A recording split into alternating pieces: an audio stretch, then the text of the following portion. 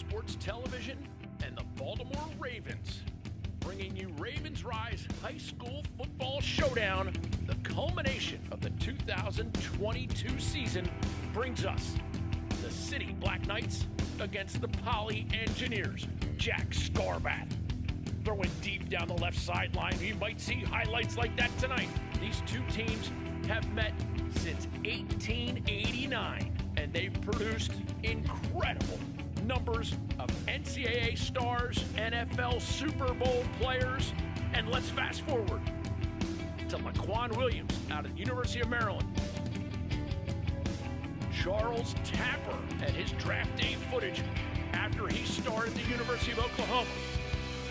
This is a rivalry that finds itself tonight at historic Homewood Field as the Engineers come out to take on the Black Knights. Who's going to make the big plays this evening as Ravens Rise brings you City vs. Poly. In Maryland, football goes with just about everything. Crab cakes and football may as well be our state motto. That's not all we do.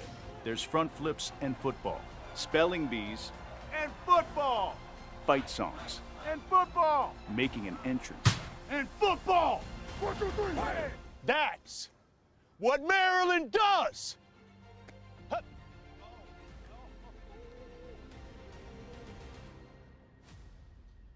Corrigan Sports Enterprises is a full-service sports marketing and event management company.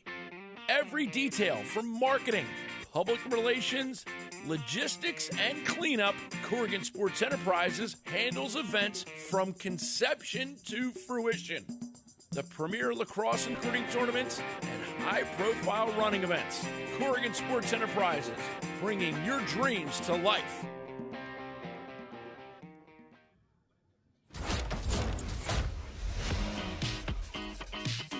Introducing Toyota Reserve, the fast and easy way to secure your new Toyota, even if it's still in production.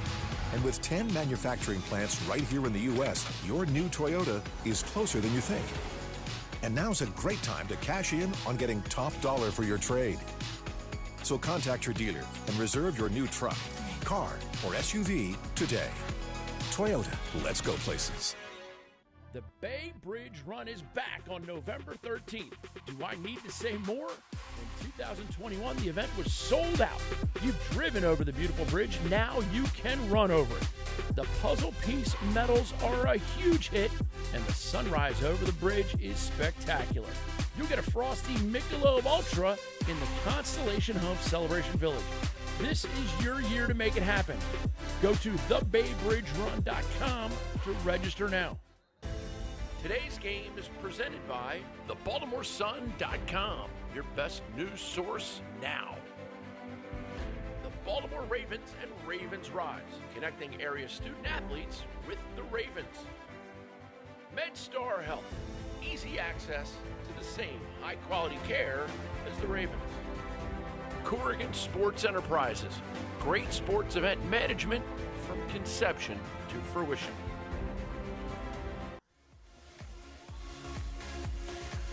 Homewood Field hosts the Ravens Rise High School Football Showdown, and what a treat we have for you tonight. I'm Booker Corrigan, joined by Brent Harris. Brent, they call it the granddaddy of them all. It's not the Rose Bowl, but it is City versus Poly, and these guys are ready to get after it. Yeah, I mean, I remember this game, Booker, growing up as a kid at Memorial Stadium, and this has been going on since 1889. We should have another great one here tonight. Some of the players to watch, we'll start with Poly. They've got 3 seniors that lead this Poly program. Started with the quarterback, Jason Lindsay, the senior. Also, Nathan Gordon, the wide receiver, he's one of his favorite targets. But Tavon McGee Jr., that's the one to watch. 10 touchdowns this year for the senior running back. And then for City, led by a junior in Jamari Powell Watson at quarterback. Vernon Allen is an athlete. He gets around the field. He'll play all different positions. And Delonte Johnson is a beast up front. He'll have a presence on both the offensive and defensive line. And Brent, when was the last time you did a game where you saw players' position listed as everything? Yeah, I mean, when you look at this, City Knights program, they have a lot of athletes, and they're going to move their athletes around the football field tonight. We'll see multiple players at quarterback, multiple players at wide receiver, multiple players at running back. Get the ball into the hands of your best players, and they happen to be athletes, and their head coach, he doesn't like to put a label on them. He just wants them to go out, get the football, and make something happen. And make something happen they shall. They've had great seasons up to this point as we see Poly getting through some of their warm-ups. This is the 134th time these teams have clashed. They started in 1889. We're going to step away for a quick moment as the players get ready for some of the pageantry and everything that this entails. It's going to be a fantastic evening here at Homewood Field. As a pro athlete with type 1 diabetes, I know that life can get busy. Your health is a top priority, and we're here to help. The Baltimore Ravens, GEHA, and Novo Nordisk are committed to the overall wellness of the flock. Through awareness and education, the Purple Ticket to Health program provides resources that empower our community to take action towards a healthier lifestyle. Start your wellness journey by completing a short assessment and get the chance to win great Ravens prizes. Score your Purple Ticket today. As a pro athlete with type 1 diabetes, I know that life can get busy. Your health is a top priority, and we're here to help. The Baltimore Ravens, GEHA, and Novo. You see the tunnel, you see the Ravens rise billboards. It's the night. This is the game. When alumni from both schools meet someone from a different generation or a different era, they say, "Did you win?" And they mean, "Did you win this game?" And look at Poly. The pyrotechnics go up, and the Poly engineers are ready to take on the City College Black Knights on a beautiful Baltimore evening. Well, Book, they call this the game. That's it. They call it the game. And if you look out, it's great attendance here at Homewood Field. Different generations. There are people here tonight that played in this game 50, 60 years ago. There are also alumni that played in this game last year as well. It is divided across the city. It is a packed house here at Johns Hopkins, and it is the oldest rivalry in American football in Maryland and one of the oldest across the country. These two have been getting it on for a long time. And there are the Black Knights smoke machine. These kids are fired up. We had a chance to talk with Coach Joyner and Coach O'Neill, and they could not be more proud. One of the things you talked about in your players to watch was Tavon McGee Jr. He wears number 11. That's his dad's number. You talked about the older generations. They're in the stands tonight. They're wearing their old porthole mesh jerseys. They are fired up about being a part of a great moment here tonight. It's all about Poly pride, right? And this is their moment to show Poly pride against City. We'll be back with the kickoff on the other side.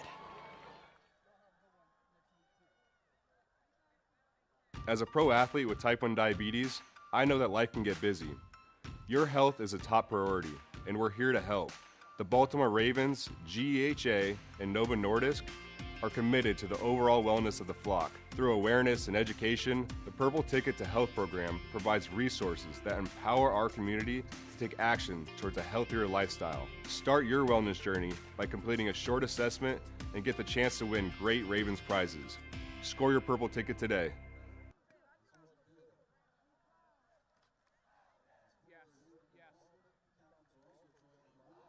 Since 1837, our mission has been to chronicle the life and spirit of Maryland and the Chesapeake Bay. In all we do and in all we stand for, we are Baltimore. This is the Baltimore Sun. Attention ladies, a purple evening presented by Safeway returns on Monday, October 17th with current players, legends, cheerleaders, tote bags, locker room tours, and football. Don't miss your chance to party with the best female fans in the NFL. Get your tickets at baltimoreravens.com/apurpleevening. This season, the Baltimore Ravens are celebrating the accomplishments of female athletes in coordination with the high school Showdowns. Each week, female student athletes affiliated with each high school will be recognized for their athletic accomplishments, contributions in the community, and success in the classroom. During Friday Night Lights, these athletes will receive custom gear and meet Ravens players. At the Big Screen Store, we'll pay your sales tax on Samsung's biggest and best TVs. Plus, get super comfy in-stock seating, all delivered super fast. Whoa! Next day delivery, and they'll pay my sales tax? I'm going to the Big Screen Store. Do the four of you want to explain this? Market's really hot right now.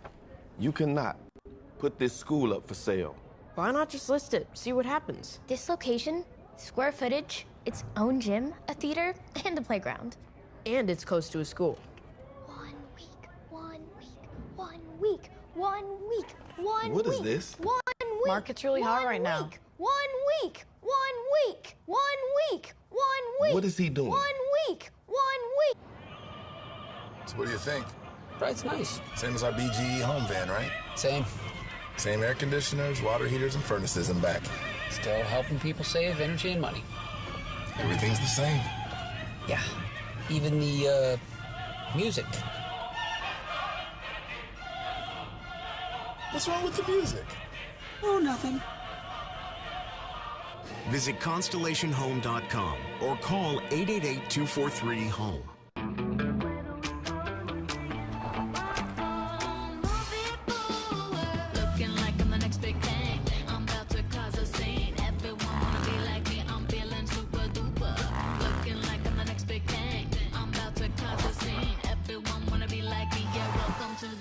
It's your journey. Own every mile in the Hyundai Santa Fe.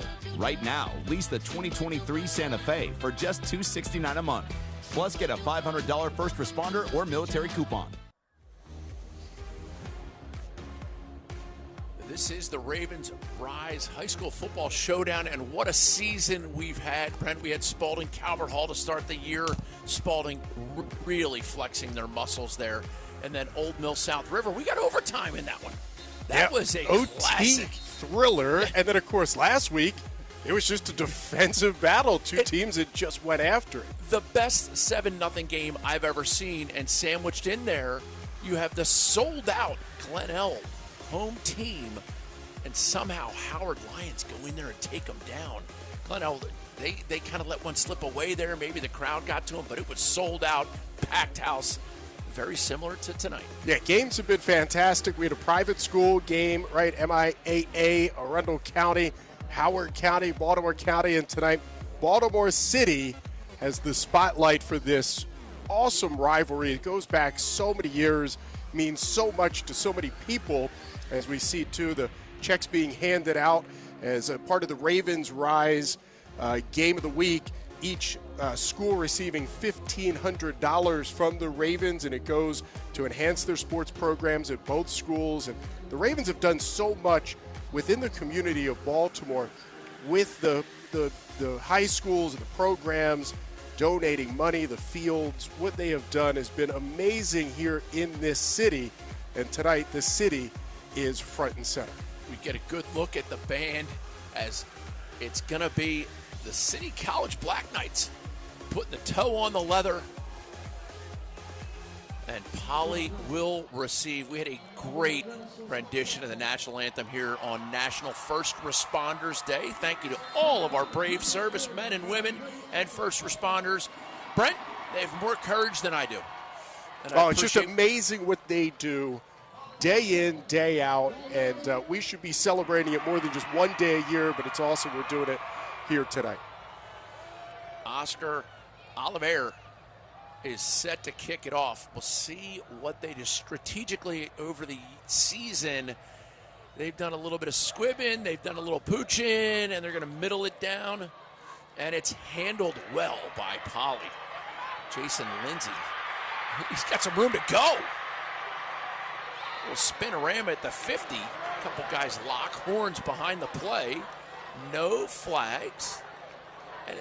And there it goes. The flag just went a-flying. And they came in from all directions, Book, from the backside, front side, and from the side. Let's see what this is. It's a huge rivalry, so you see the referees come together.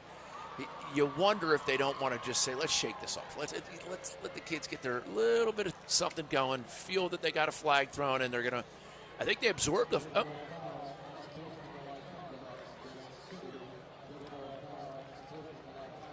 Well, so unsportsmanlike conduct, and you don't want the emotion to get away on either side, right, because emotions are high.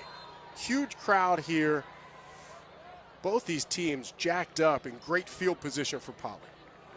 Lindsey takes a snap and gives it to McGee. You're going to get a healthy dose of him tonight. You're also going to get a healthy dose of number 31, Mark Bowles, the senior.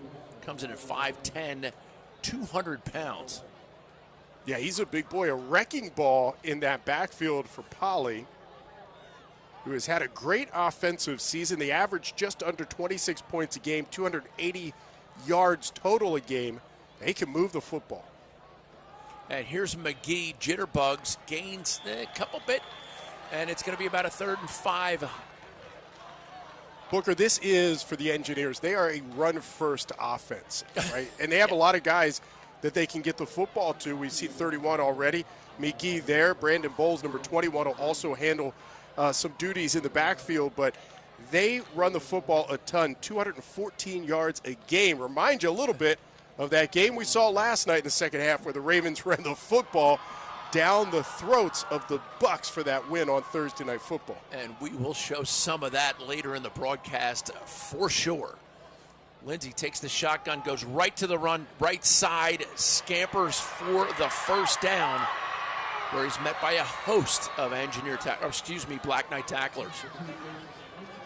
Yeah, so moving the chains, and Jason Lindsey was the guy who returned the kick into city territory and then keeps it there. He's the quarterback. He completes 58% of his passes, but they don't throw it a whole lot. They've only thrown it 36 times this season, but he is efficient. He's got 4 touchdowns through the air, 3 on the ground, so he is an all-purpose, very balanced signal caller for the Engineers. Poly comes in at 7-1, City at 5-3. Some common opponents. But as they like to say, you can throw the record book out. This is the rivalry in the city of Baltimore. And a gaping hole for the Engineers. Tripped up is McGee, but he gains first down yardage. And he went untouched through that line. Yeah, great job at the offensive line. You see some of those big fellas up front, but opening up a big hole for McGee on the left side. Little cut back here and trips over his own player. Yeah. Wide receiver was down the field looking to make a block. Right, Tyree Stanley and his back foot just tripping up McGee, or else he may have taken that to the house. Lindsey with 2 setbacks. Bowles to his left. Gives to McGee, and he is gobbled up. And you talk about intensity. We got one of the Poly linemen. Sansa helmet, number 77, Malachi Chin. Senior tackle. Hobbles off. He looks okay, but his helmet went rolling about 7 yards. Number 64 for City, big defensive lineman, Evan Gilroy Scott got a helmet. First one there to meet McGee in the backfield. Great movement to cut off the runner by the defensive line for City. They have to be stout tonight against a very good rushing attack for Poly. Like you said, run first. Lindsey with McGee to his immediate left, motions a man, and inside handoff to McGee. Tries right off the right guard. And the Black Knight defense is on tune right now.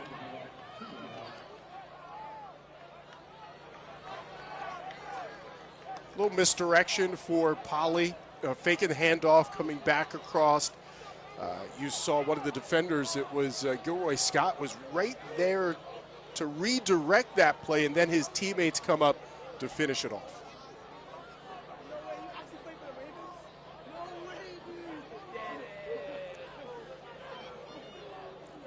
Lindsey with McGee to his right.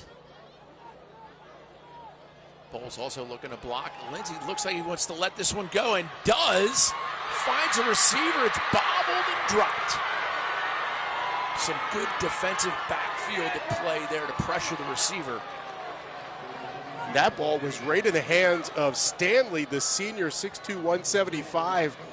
And this Poly team doesn't throw it a lot, but we talked about how efficient they are. They fake the run on the sweep. Quarterback pulls it up, and he's got a shot at making a big play, but Stanley couldn't hang on. And quite well defended by the Black Knights defensive backfield, and they have athletes. They are long in athleticism. They have two teams right now playing the best football they have all season. As you mentioned, Poly at 7-1, City 5-3, but they have won 5 of their last 6, both losing to Dunbar, who is undefeated, one of the best teams right now in the state of Maryland. And we get a timeout on the field called by Poly. They want to make sure they are set to go. This is 4th and 12. We'll be back with a big 4th down attempt for the Engineers.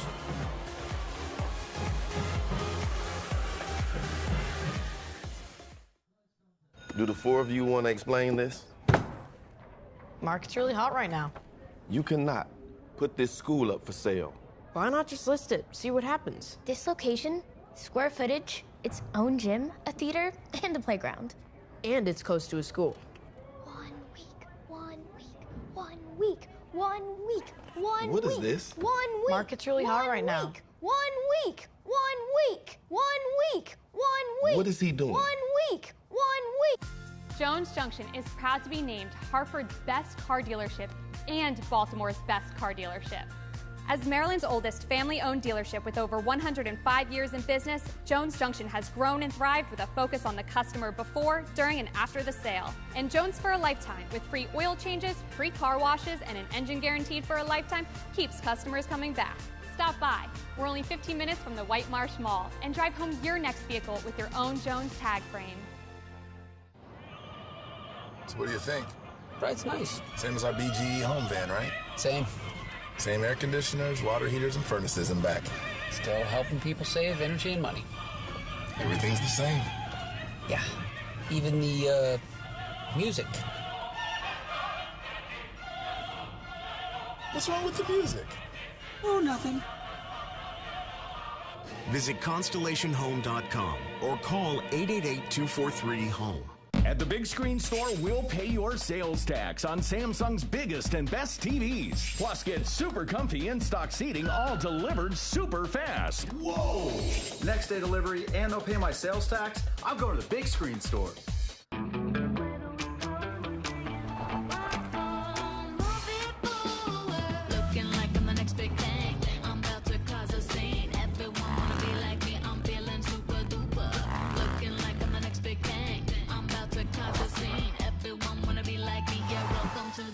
It's your journey. Own every mile in the Hyundai Santa Fe. Right now, lease the 2023 Santa Fe for just $269 a month. Plus, get a $500 first responder or military coupon. And here we go with the 4th down attempt. Lindsey from the shotgun, McGee to his immediate right. Lindsey rolls right, looking down the field. Flag drops, and it's caught. Oh, goodness. Drop just at the last second. And we're going to learn of the foul, but the way the teams are reacting, it looks like it's going to be a hold against Poly. They're going to wipe that out. And the City Black Knights will take over on downs, their first possession of the game.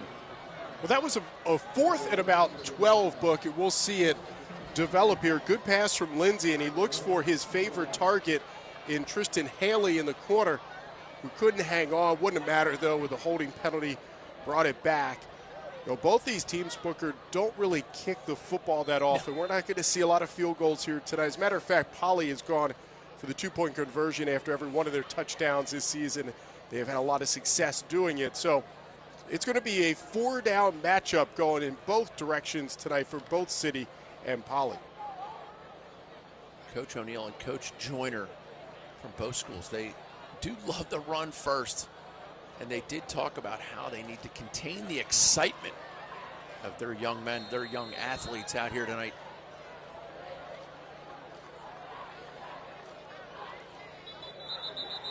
It's interesting, too, head coach Rodney Joyner for City, also the defensive coordinator for the Knights, and he told me before the game that they're much better at defending the pass than they are the run.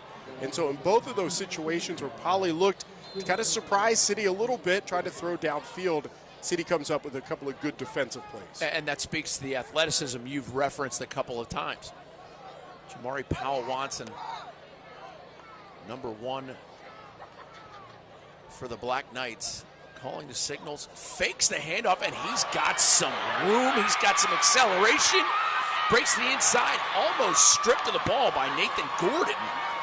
Brought down, but what a way to start your night. Yeah, Nathan Gordon, the senior, coming from behind, but what a run by Powell-Watson. You know, we talk about the athletes. City's going to run a spread offense.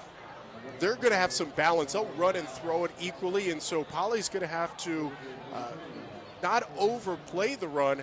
They're going to have to sit back a little bit because City will beat you downfield. But that was a case where the quarterback just, the better athlete, getting to the outside, making a cut, getting his foot in the ground, and picking up big yardage. As they are now over their own 35-yard line. Powell wants it.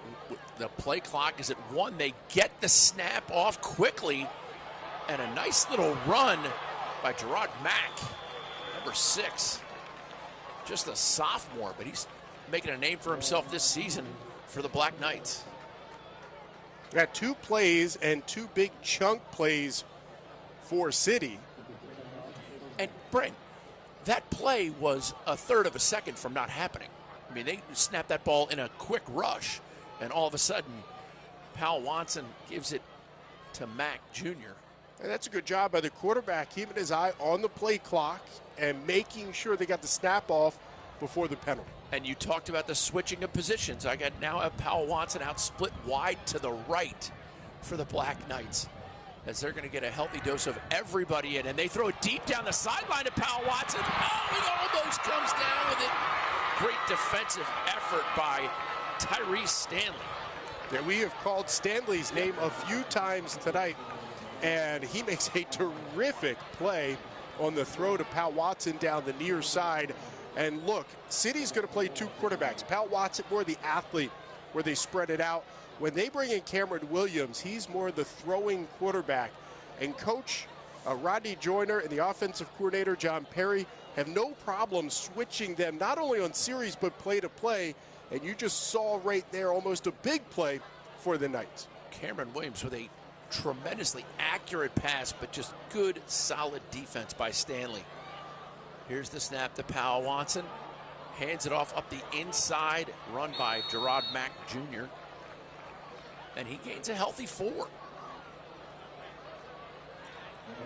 The City will use a multitude of players in the backfield. We saw Gerard Mack Jr., who is a sophomore, Jaden Newman, who is a junior, and Tyler Tunstall, who's a senior. We'll see all 3 of those getting handoffs tonight, and they will use them throughout, right? There'll be a balance between those 3. Not one really stands out as the go-to running back. Powell-Watson back in at quarterback. Slides his mouthpiece in. He's ready to go. Play clock's at 7. And it's a run right off the get-go. Flag off the sides where it looks like it might have been offsides on the false start. Well, they're going to mark it down as a first down on the run pickup. But let's see what the flag is. Brent, you talked about all the players. There's the false start call. So, Brent, you talked about all the players that they're going to have playing quarterback, running back. Are we going to see the single wing tonight? You know, they've played since 1889, so the single wing might very well. I bet you that playbook is still around somewhere over at City College. Somewhere where you can look back on some of the old plays that they used to run. But for Poly and defensive coordinator Darnell Dozer, it's a lot for them to handle tonight, because they're going to get a lot of different looks, a multitude of formations, but also different players in different positions. And what does it mean? Because when you see Cameron Williams come in, who is supposed to be the throwing quarterback, but he doesn't always throw. He can also run because he's a great athlete, so they're going to throw a lot of different looks at this Poly D. Baltimore's a Ravens town. It is a fabulous day to be a Ravens fan. Let's look at last night, how things handled. Now, Brent, the Buccaneers came in with a highly touted front seven as we see Justin Tucker put the first points up on the board for the Ravens. They came in last night with a highly touted front seven, and here's Lamar Jackson. Curves the word, spins the verb. Chunks of yardage on the ground against that Buccaneer front seven. It was just a tale of two halves for the Ravens last night. In the first half, managed just the 3 points, didn't get much going offensively. Well, they went to the running game in the second half. They just wore down the Bucs. You can see Devin Duvernay getting involved in a multitude of different ways. Kenyon Drake gets a touchdown. Mark Andrews went down with an injury. Yeah. Isaiah Likely steps up, 6 catches, had a touchdown, his first career. And the Ravens stomp rolled the Buccaneers in the second half.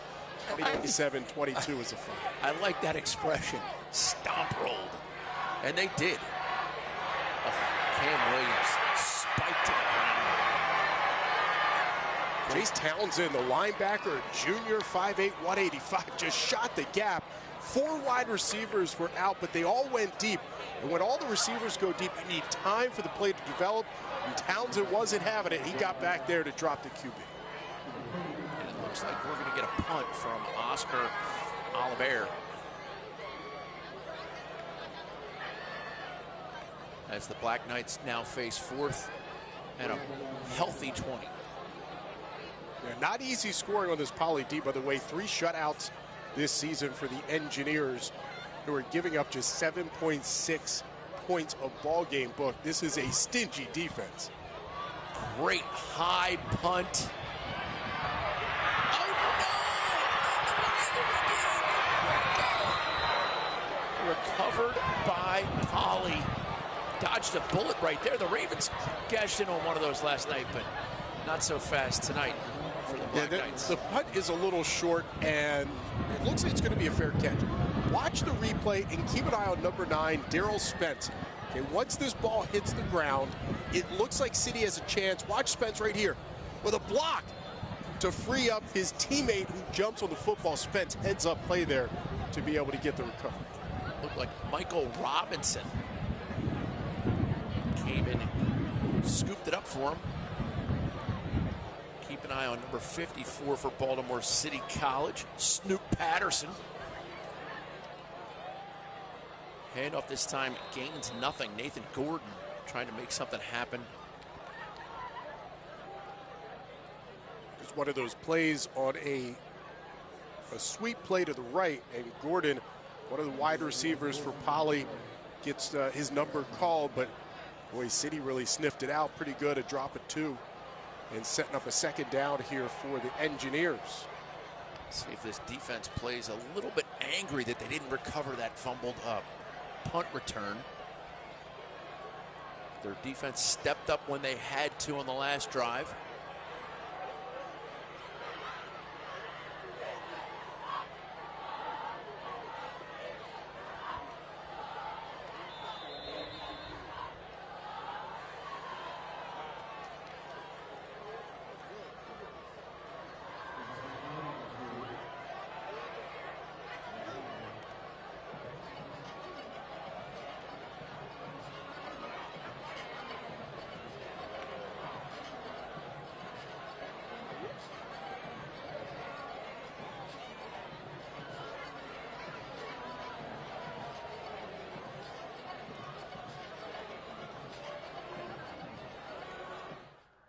At PMSI, we feel that to beat the bug, one must be better than the bug. The house centipede can run up to 1.3 feet per second.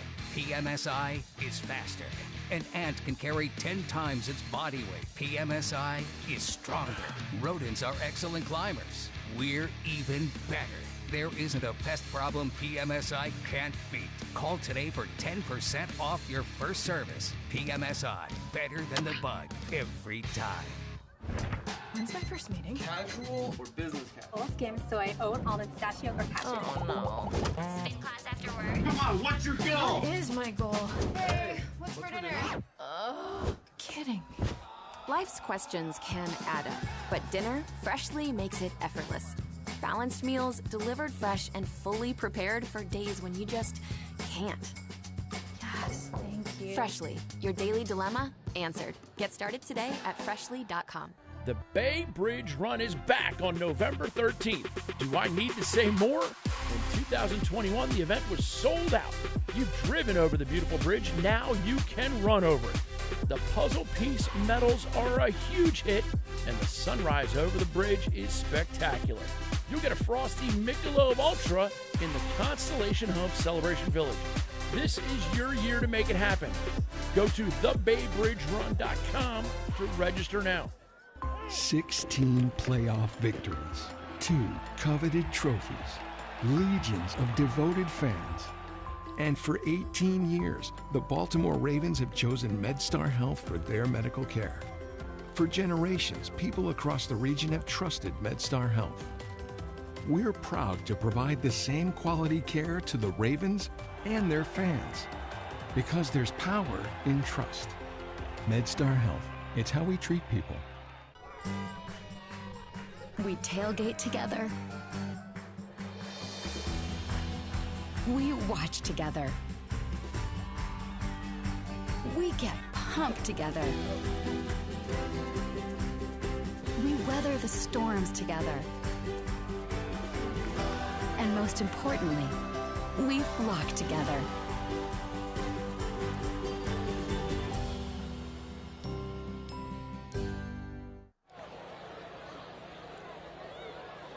Poly possession, 2nd and 11. Illegal procedure, false start. There we've seen a couple of mental mistakes here early, Book. We know the emotions are high. Yep. And both teams come up ramped up going into this game under the lights. Huge crowd here at Homewood Field for both sides. And you can kind of see the nerves affecting the game right now.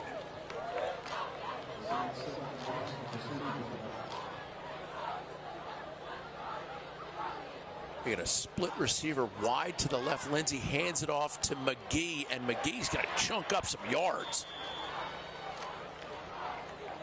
Great run by Tavon McGee, wearing his dad's old number. A bunch of alums on both staffs here. McGee slow to get up.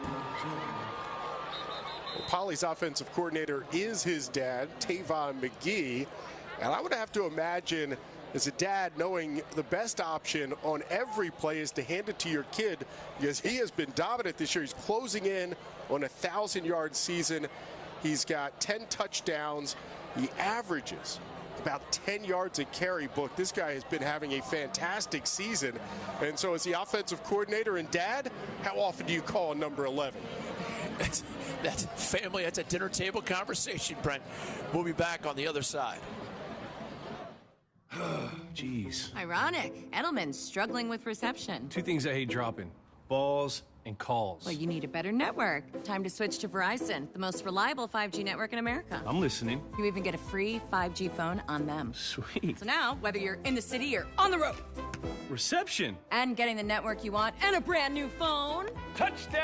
Oh! Touchdown! Switch now and get the new Google Pixel 7 Pro on us. Only on the network America relies on. Verizon.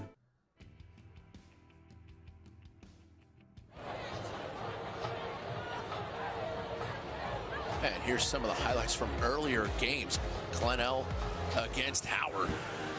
Old Mill taking on the Seahawks of South River. It's been a fantastic 2022 Ravens Rise High School Football Showdown. Yeah, one of the best things, too, Book, is Friday Night Lights, right? You get the Ravens cheerleaders, the mascot, the Baltimore marching Ravens. And you always get a couple of Ravens that come out to be a part of it, to talk to the teams. That has been really cool for the kids to see NFL players, to the players they look up to be a part of this as well. And another mental mistake for Poly. Things just spiraling right now as far as false starting goes. It's going to march them back 5 and bring up 3rd and 10. Booker Corrigan, Brent Harris bringing it to you. The game. That was the right side. Marquise Jones, the senior, just jumped the snap, and where they continue to put themselves in some tough positions. It was third and manageable, and now you got a 3rd and 10. Jason Lindsay with Bolts. Oh, he goes deep down the left sideline. Has a man slightly overthrown. But there you see that athleticism. You get one-on-one coverage. Give it a shot. He was open. He had beaten the defensive back down near side. He had about a step on him. The ball just overthrown slightly. And Lindsay has been fairly accurate this season, completing about 60% of his passes, but they don't throw it a lot. And so when you're not an offensive team that puts it in the air, that's a little bit of a different look. And as you noticed, boy, they only sent one receiver out. Not a lot of options. It was a play they were going to throw deep and see if they could catch City sleeping. Devin Weems back to punt for Poly. Snaps clean, punts away. End over end kick. Takes a City bounce. And they will take possession right at midfield. With 2:20 to go here in the first quarter. Scoreless. That's like two heavyweight fighters just kind of feeling their way out here. Trying to deliver a couple of jabs and see how they can maybe attack a little bit. And we've seen both sides take shots downfield. Nothing's really developed. City look good running the football. We'll see if they go back to it. They certainly have made the best of their running opportunities. Now remember, Poly started this game in City territory, so finally now City has kind of flipped the field and they get it at midfield to start this drive. Powell Watson hands it off, and this is Mack Jr. And he has what looks to be first down yardage. Jared Mack Jr., just a sophomore. He's going to be around a couple of more years, and he has looked good here early on in the first quarter. A couple of carries and both picking up a big chunk of yardage. He likes to get those shoulder pads pointed down the hill. As the Black Knights rush up to the line. Shotgun for Powell Watson.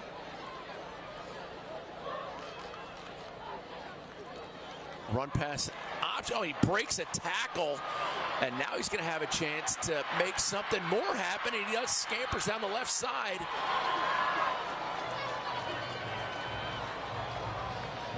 No flags. There is a flag.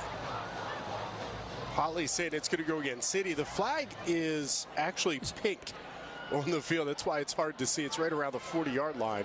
It doesn't go against City. I saw the block, and I was expecting the flag, but I hadn't noted that it's still Breast Cancer Awareness Month.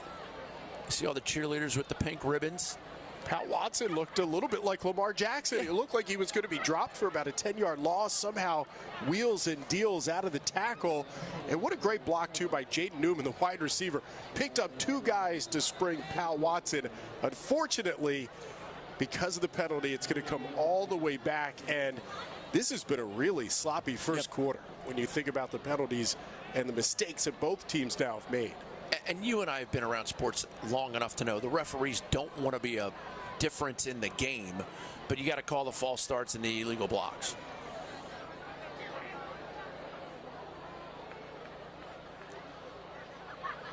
Powell Watson this time goes nowhere. Nathan Gordon in the backfield quickly to take him down.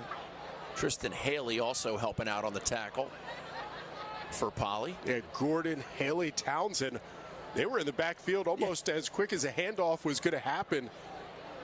Great play. That's number 8, Nathan Gordon, the senior, 6 foot, 175 pounds. And Gordon plays all over the place. Wide receiver, we've seen him already in the game at wide receiver, corner, defensive end. And he is one that can put pressure on a quarterback. And in that case, putting pressure on the running back. Brent, we're facing a throwing situation here. Oh, it's second and... leads me to believe they're going to run the ball. We'll see. This is a big chunk. It's a second and about 15, or 25, I'm sorry. This is a long play they need. They pick up a lot of yards. Cam Williams back, and he's going to get thrown to the ground. They put in the passing quarterback, Cam Williams, and he was unable to make anything happen. He actually lost a yard and a half. I had asked head coach Rodney Joyner before the game if he was concerned at all, because when Williams comes in, it seems to be obvious they're going to throw the football. He's the passing quarterback. Pal Watson more the athlete.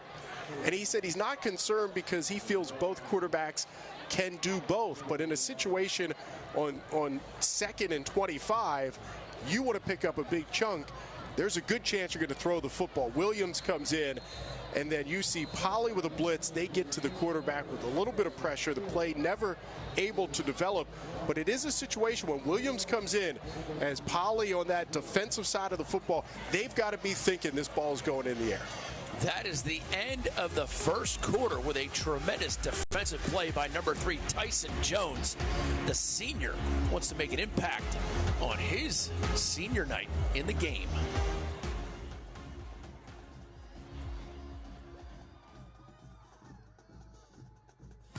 Jones Junction is proud to be named Hartford's best car dealership and Baltimore's best car dealership. As Maryland's oldest family-owned dealership with over 105 years in business, Jones Junction has grown and thrived with a focus on the customer before, during, and after the sale. And Jones for a lifetime, with free oil changes, free car washes, and an engine guaranteed for a lifetime, keeps customers coming back. Stop by. We're only 15 minutes from the White Marsh Mall, and drive home your next vehicle with your own Jones tag frame. Do the 4 of you want to explain this?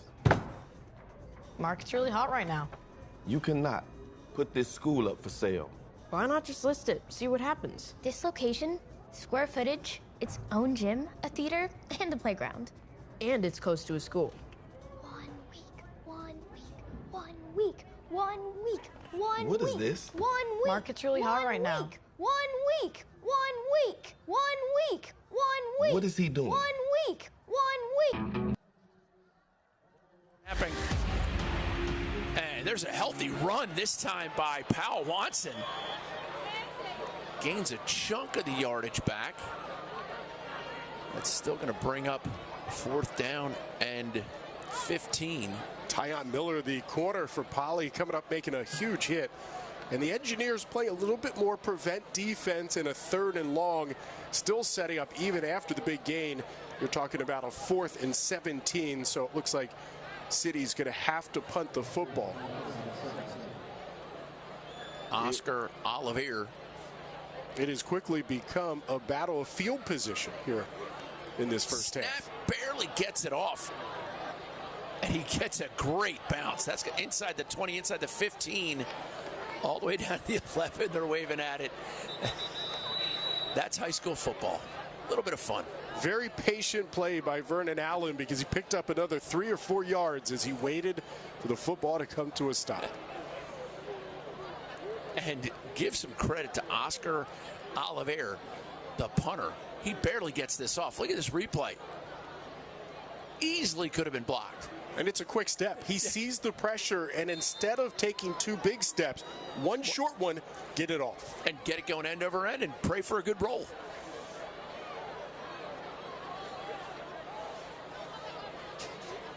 It's going to be Polley possession from their own 11-yard line. Like you said, Brent, they have flipped the field. Jason Lindsay, shotgun. Oh, ball goes up. And it's picked up by Lindsay. Oh, dear. This is one of those plays where you fumble it, it turns out awesome. Yeah, heads up play because he puts it into the belly of the running back. Tavon McGee Jr. goes onto the turf on 1 bounce, able to pick it up and pick up a 1st down. Just a heads up play by the quarterback.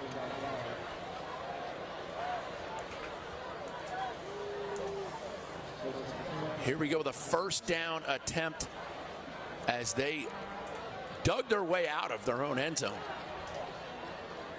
Boy, City is doing a great job in the run game defensively. They have bottled up McGee Jr. a couple of times now. And you know, in the scouting report, you're looking for number 11. Well, this defense in City has found him in a big way here early. Speaking of the scouting report, What do we get this guy on the scouting report? Well, the scouting report for Torrey Smith is fast. That's what it says, fast. You got to keep your eyes on this kid. Joined in the booth by Torrey Smith, one of the great players in Maryland history, and then played an unbelievable NFL career.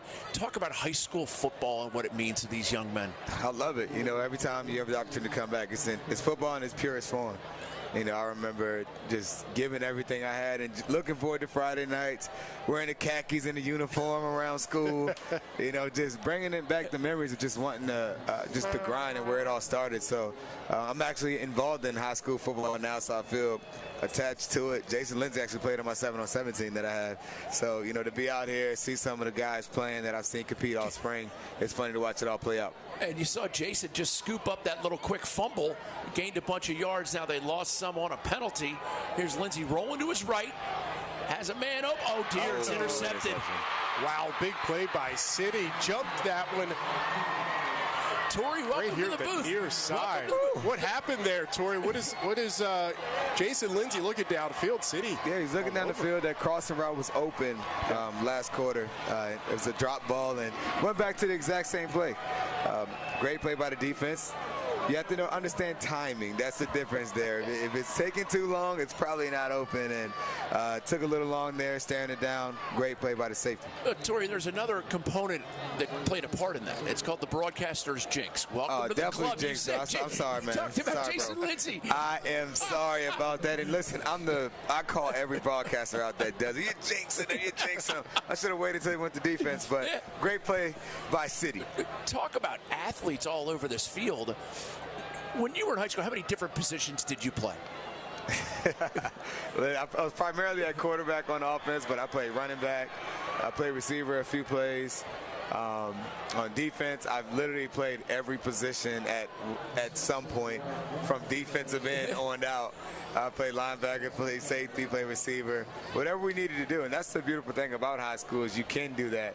But it doesn't work out the same way at the next level. But just having that experience and being able to do whatever the team needs, because it's not the same luxury that you have when you get to the next level. Torrey Smith joining us in the booth.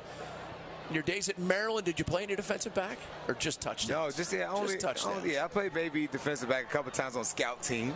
But overall, you know, DB wasn't in the cards for me in college, and I'm thankful for that. If I wanted to play safety, I would have went to Virginia Tech. That'd be a hell of a scout team if you're playing defensive back.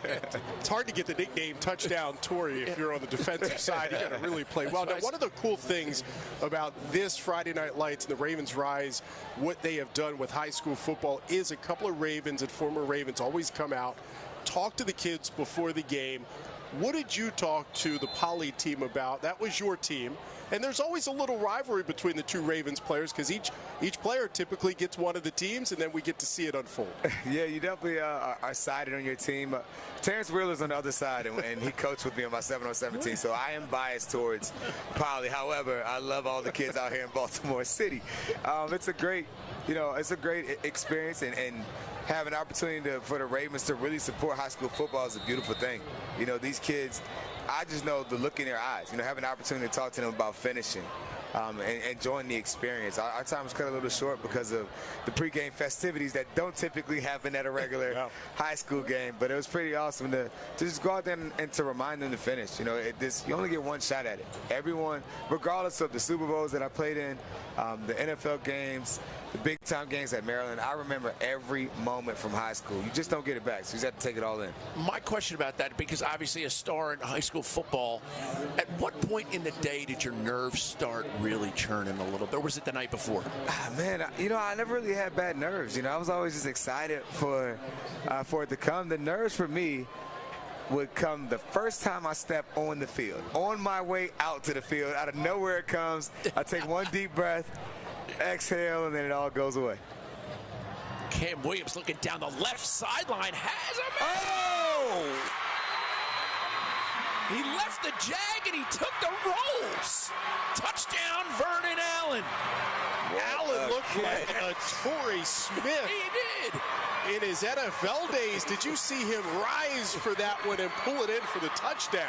Big time play by Vernon. Going up, one-on-one matchup, goes outside, ran a great route. Ball's behind him, doesn't matter. Give him a chance.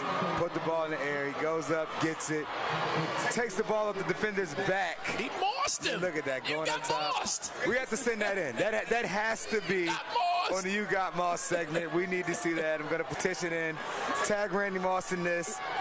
Wow. That's a highlight catch. That is a full-on mossing. The best part is the freeze frame when you're all the way at the peak and you pull in the ball. They talk about high point in the ball. That was done perfect. Absolutely perfect. And one thing about it that I loved about his route, and he's getting a second chance at it right here on this fade. Ooh. Incomplete pass out the back of the end zone. But he did an amazing job of going back to the ball. What happens when a receiver steps back is that you either get the catch or the pass interference, which is one of the keys as to why I was able to draw so many pass interference penalties when I played, because if you have someone beat, if you step back towards the ball, the defender's going to run into you. So he was in prime position to make the play or get the call, and obviously he brought it home and finished with the touchdown. Torrey Smith joining us here in the booth. A star in his days at Maryland. How do you feel about Maryland being in the Big Ten? I love it. Okay. Back to Vernon, another fade. Going back to him. Knocked away. I don't think Tyon Miller, the defensive back, was going to let that happen two times in a row. He was a lot more physical on that play than on the touchdown throw. You have to be. That's one thing about, as a receiver, and as a coach now, if you're going to press someone, be physical. If not, you might as well not stand there at the line if you're not going to disrupt the timing. And he did a great job fighting for the ball, getting it out of there. A replay of that touchdown. That is gorgeous. That's a big-time catch right there. Highlight. We have to get that to ESPN. The whole country needs to know about this City Poly game and the highlights that are happening. It's only the 134th time they've played. It's unbelievable. I love the history and tradition of it. You know, when people talk about football in our country, they like to talk about the South. They like to talk about Texas. But the reality of it is, right here in Baltimore, there's a great tradition, and this game right here proves it. The stadium is packed. People are all over the place. The rivalry is something that I knew about, not even being from here. You know, the tailgating. I was like, y'all tailgate for a high school game like this? You know, it's a big deal in the city, and to come and watch the fans and the kids taking it all in is special. Baltimore City College cheerleaders with their pink ribbons, giving their all. They got something to celebrate. The pitcher's duel is over. Shout out to the city cheerleaders and Poly cheerleaders as well. They've been doing a great job bringing the energy. I'm loving the HBCU influences that you've seen from their coaching. Lindsey running it back, and he is wrestled down at the 15. Yeah, Book, remember opening kickoff, he brought it all the way across the 50. He's already got a punt return and kick return for a touchdown this year, so much better job in kick covers that time for City on that kickoff. Great coverage. Now, Torrey, you have a friend with you. Who's your youngster? Hey, my second born, Cameron Smith, is here, fresh off his flag season with the East Howard County Jaguars. All right. Their regular season is done, but he's hanging on out. On Friday nights, we like to go out and catch games when we have the opportunities, and there was no better one than this, and he's hanging on out. His social clock may be running out a little bit, but he's enjoying watching the game and interacting with the players on the sideline. It is Poly possession. 1st and 10, just outside their own 15. Lindsey hands it off the inside, and that's McGee rumbling for about 5. You know, I remember when I was about 6 years old, we talk about Torrey's son is up here with us. I remember driving past the high school football field and thinking, I want to do that. How cool that looked at 6 and 7, and that's how I got started in football, right? It is the exposure, it is seeing nights like this with a packed house, a rival game, the atmosphere, the energy, young kids really gravitating to this awesome game. Yeah, I drove by the field and said, I want to do this. Then I got on the field and said, I don't want to do this. And there's Lindsey looking like Booker Corrigan out there.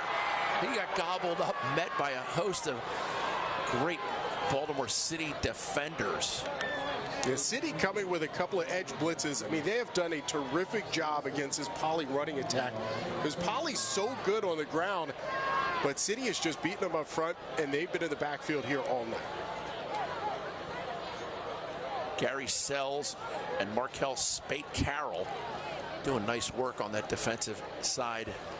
Tori, I wanted to ask you, because you talked about what this means. High school football, big rival games for the kids that are on the field. I've been around you a couple of times where you've done some great charity work in Baltimore City with education in the city school system.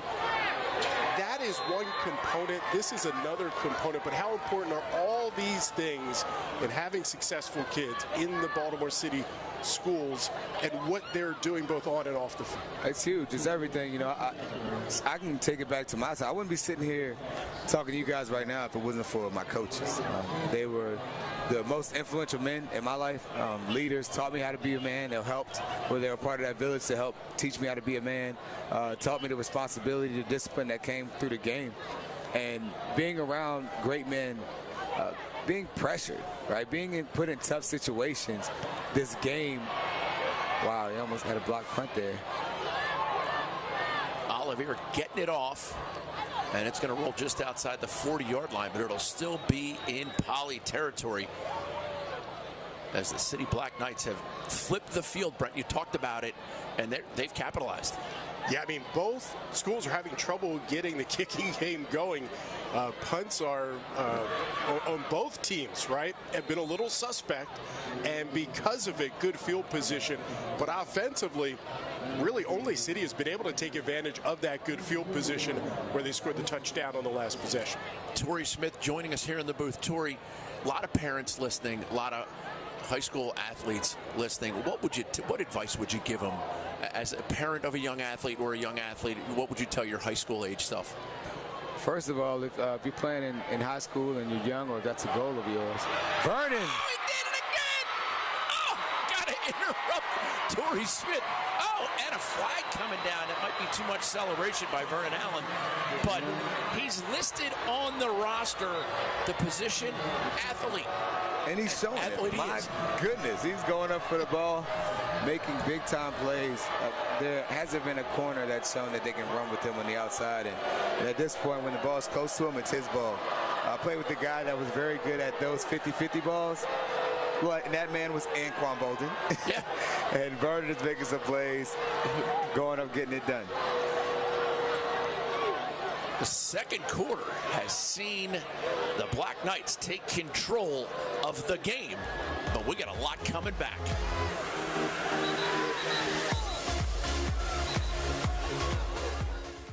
Behind every NFL player, coach, and general manager is a family. The Purple Chair podcast takes you inside the Ravens family to show you the other side of the NFL business. From talking to John Harbaugh's wife, Ingrid, about how she prepared her daughter to go to school after a tough loss, to sharing memories of draft night with Patrick Queen's mom, Mary. The Purple Chair podcast tells you the stories of the humans who play the game. Listen to the Purple Chair podcast on the iHeartRadio app, Apple Podcasts, or wherever you get your podcasts. Since 1837, our mission has been to chronicle the life and spirit of Maryland and the Chesapeake Bay. In all we do and in all we stand for, we are Baltimore. This is the Baltimore Sun.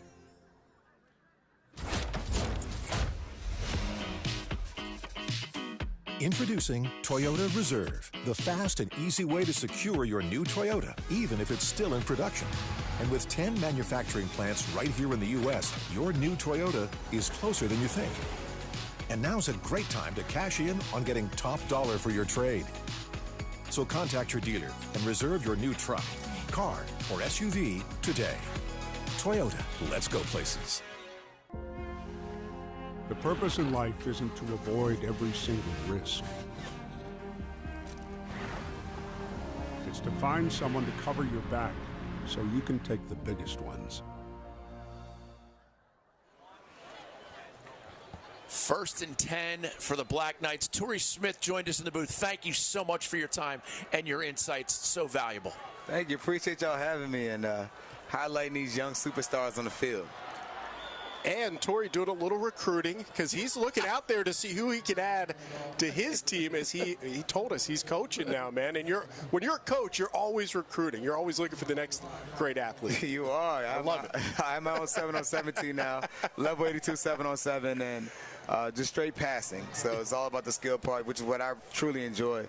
I'm coaching 8U tackle football, but the passing game is awesome, and I'm looking at number 3 in City right now. Yeah, he's look good. And he would look great wearing that level 82 shirt. Like but it's fun watching some of these young stars. It's all about the passing. It's all about helping young men Torrey, become the best version of themselves. Absolutely. And someone who accomplished that, Mr. Torrey Smith, thank you for your time. Appreciate y'all having me. And it's no surprise either, Book, Torrey coaching in a league where it's all about passing, because I think if he was coaching in the NFL when he was playing, it would have been a pass play every single call. A lot of passes. Right? A lot of passes downfield. Why not?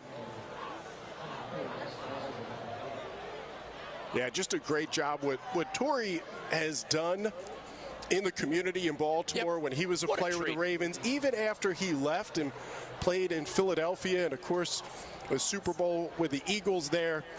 But Torrey always here in Baltimore doing so many great things, the charity work. I've been around him so many times, even when it's not really publicized, but just that he is out there giving his time, his energy, because he cares so much about the success of these young men and women in Baltimore City. We're going to step away for just a moment. We got a timeout on the field. 4:36 to go in the half. 6-0 City. Jeez. Ironic. Edelman's struggling with reception. 2 things I hate dropping: balls and calls. Well, you need a better network. Time to switch to Verizon, the most reliable 5G network in America. I'm listening. You even get a free 5G phone on them. Sweet. So now, whether you're in the city or on the road, Reception. and getting the network you want and a brand new phone. Touchdown! Touchdown! Switch now and get the new Google Pixel 7 Pro on us. Only on the network America relies on. Verizon. 16 playoff victories, 2 coveted trophies, legions of devoted fans. And for 18 years, the Baltimore Ravens have chosen MedStar Health for their medical care. For generations, people across the region have trusted MedStar Health. We're proud to provide the same quality care to the Ravens and their fans, because there's power in trust. MedStar Health. It's how we treat people. 3rd and 6. 3rd and short 6 for the Black Knights. Cam Williams in, throws it down the right side, and flag flies. Ball's caught. Touchdown's called. We'll see what it was.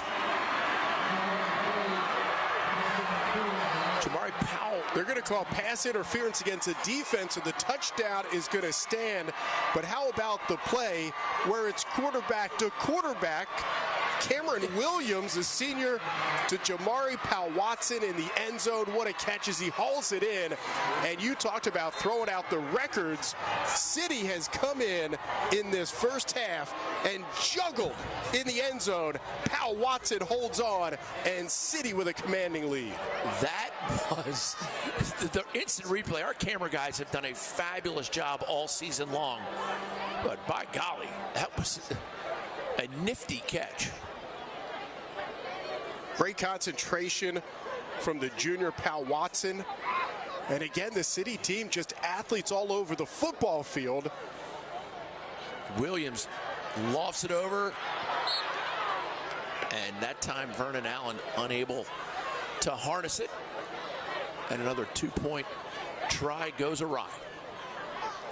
Here's a replay of that score. And you see the ball bouncing here at the end.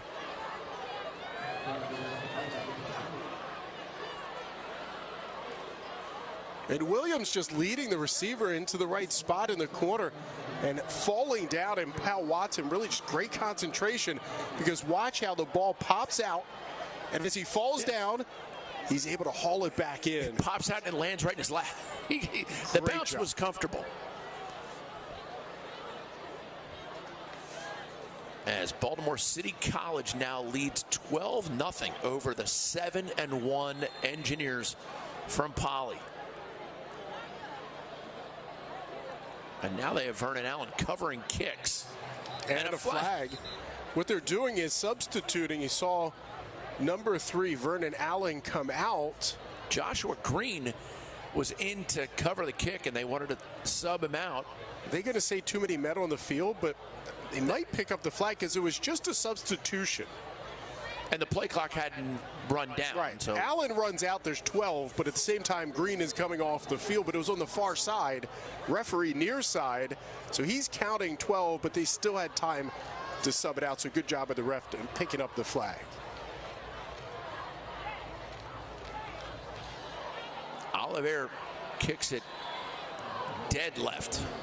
I'm not sure they wanted to kick it out of bounds, but they do want to kick it away from number 2, Jason Lindsay. As we said, he's got 2 kick return touchdowns this season, and he had a huge return to open the game that he crossed midfield, about a 55-yard return. So you want to keep it away from Lindsay, but I don't think you want to kick it out of bounds at the 40. That is going to give Poly the field position they sorely needed. Yeah, terrific job tonight by the City College Knights defense. Head coach Rodney Joyner is the defensive coordinator. He said to me earlier, they're bend but don't break. Very good in the red zone as a defense this season, but they've been great even at midfield a couple of times where Poly's gotten good field position. The Knights have been able to lock it down. Jerome Gibson putting press coverage on Tristan Haley, and Lindsay's going to keep it stacked up, a gain of about a half, maybe a yard. Be interesting to see when Poly decides to go with the throw. Yeah, we mentioned this is a very heavy run-first offense for the Poly Engineers. 280 yards a ball game, but 215 of those coming on the ground. And they've had some big games this year. They've put up a lot of points, averaging just over 25 points a ball game. But so far here in the first half, Poly has been shut out by City. Some great defensive backfield play by Malik Harper and Jerome Gibson. Lindsay rolls left, short arms the pass, and it's going to go incomplete, and that'll bring up 3rd and 8 for the Engineers. That wide open receiver, because both defensive backs went with Stanley, who was going deep down the far side, and just cutting that up just a few yards short of the first down. Should have been an easy passing catch, but again, Lindsay, not really a throwing quarterback. He hasn't thrown a lot this season, and so far tonight, he has struggled throwing the football.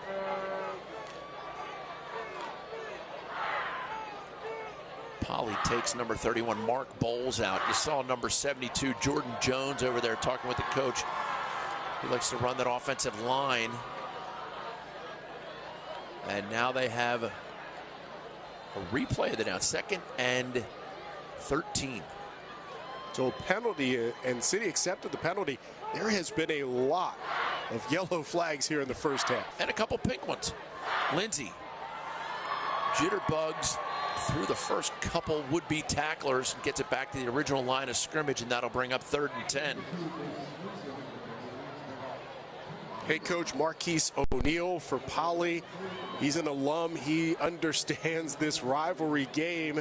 And offensive coordinator Tavon McGee, they have to come up with some sort of game plan, because right now the City Knights have not been thrown off of their game, especially up front. Doing a great job at shutting down the run for Poly, and they knew coming in. First and foremost, they had to stop Poly in this very potent rushing attack that the Engineers have. Lindsay shotgun, looking to pass, drops back and hauls it down the right side, and that's going to be just out of the range of the intended target, Tristan Haley. Yeah, good coverage again for the Knights.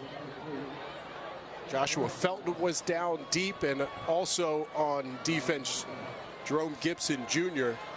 really just step for step with Tristan Haley. Haley has been, again, they don't throw much, but he has been their main target in the air game. 256 receiving yards, 14 catches, and 3 touchdowns this year. So, you're looking at really one option that when Poly throws the football, very typically they're going to look for number 1. Timothy Rich gets onto the field as they have Weems back to punt. Flag is picked up. No flag this time. And that's a boomer. And it gets a good roll. Best punt of the night so far.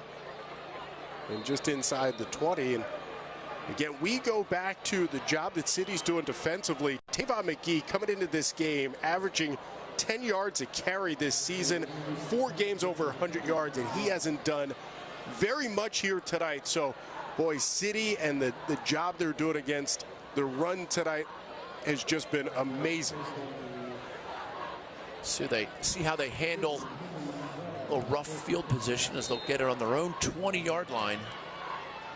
Poly coming in 7-1, having a terrific season. They had to feel this was a great opportunity to end the City run. 12 straight for City in this series. Poly hasn't won this game since 2011. And last year they played twice, not only in this rival game, they also played in the postseason. And City got the season sweep in those 2 games. And we get a timeout by Baltimore City College. 2:27 to go here, first half. Booker Corrigan, Brent Harris, joined earlier in the booth by the great Torrey Smith. Some of his remarks about the value of high school football. We'll talk about that when we get back. Late first half, see what City can accomplish. Jeez. Ironic. Edelman's struggling with reception. 2 things I hate dropping: balls and calls. Well, you need a better network. Time to switch to Verizon, the most reliable 5G network in America. I'm listening. You even get a free 5G phone on them. Sweet. So now, whether you're in the city or on the road, Reception. and getting the network you want and a brand new phone. Touchdown! Touchdown! Switch now and get the new Google Pixel 7 Pro on us. Only on the network America relies on. Verizon. It'll be 1st and 10 for the Black Knights of Baltimore City College. I had said before, City had won 12 straight of these. It's 10 straight, but again, last year, one of the games was a playoff win. It's 10 straight in this series. City did win 12 straight when this series began, when you go all the way back to 1889. Over the years, though, it has been pretty competitive. It's pretty even, 67, 59, 6 in City's advantage.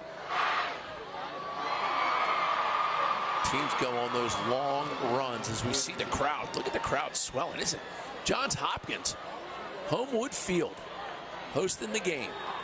Yeah, you talk about the runs. Poly had a great run back in the 70s into the 80s. They won 17 straight at that point. And it is interesting how for almost decades, one team or the other will dominate in this rival game. 2nd and 5. Direct snap. And Powell Watson. Not a lot of room there, but he did get, it's about 3rd and 1.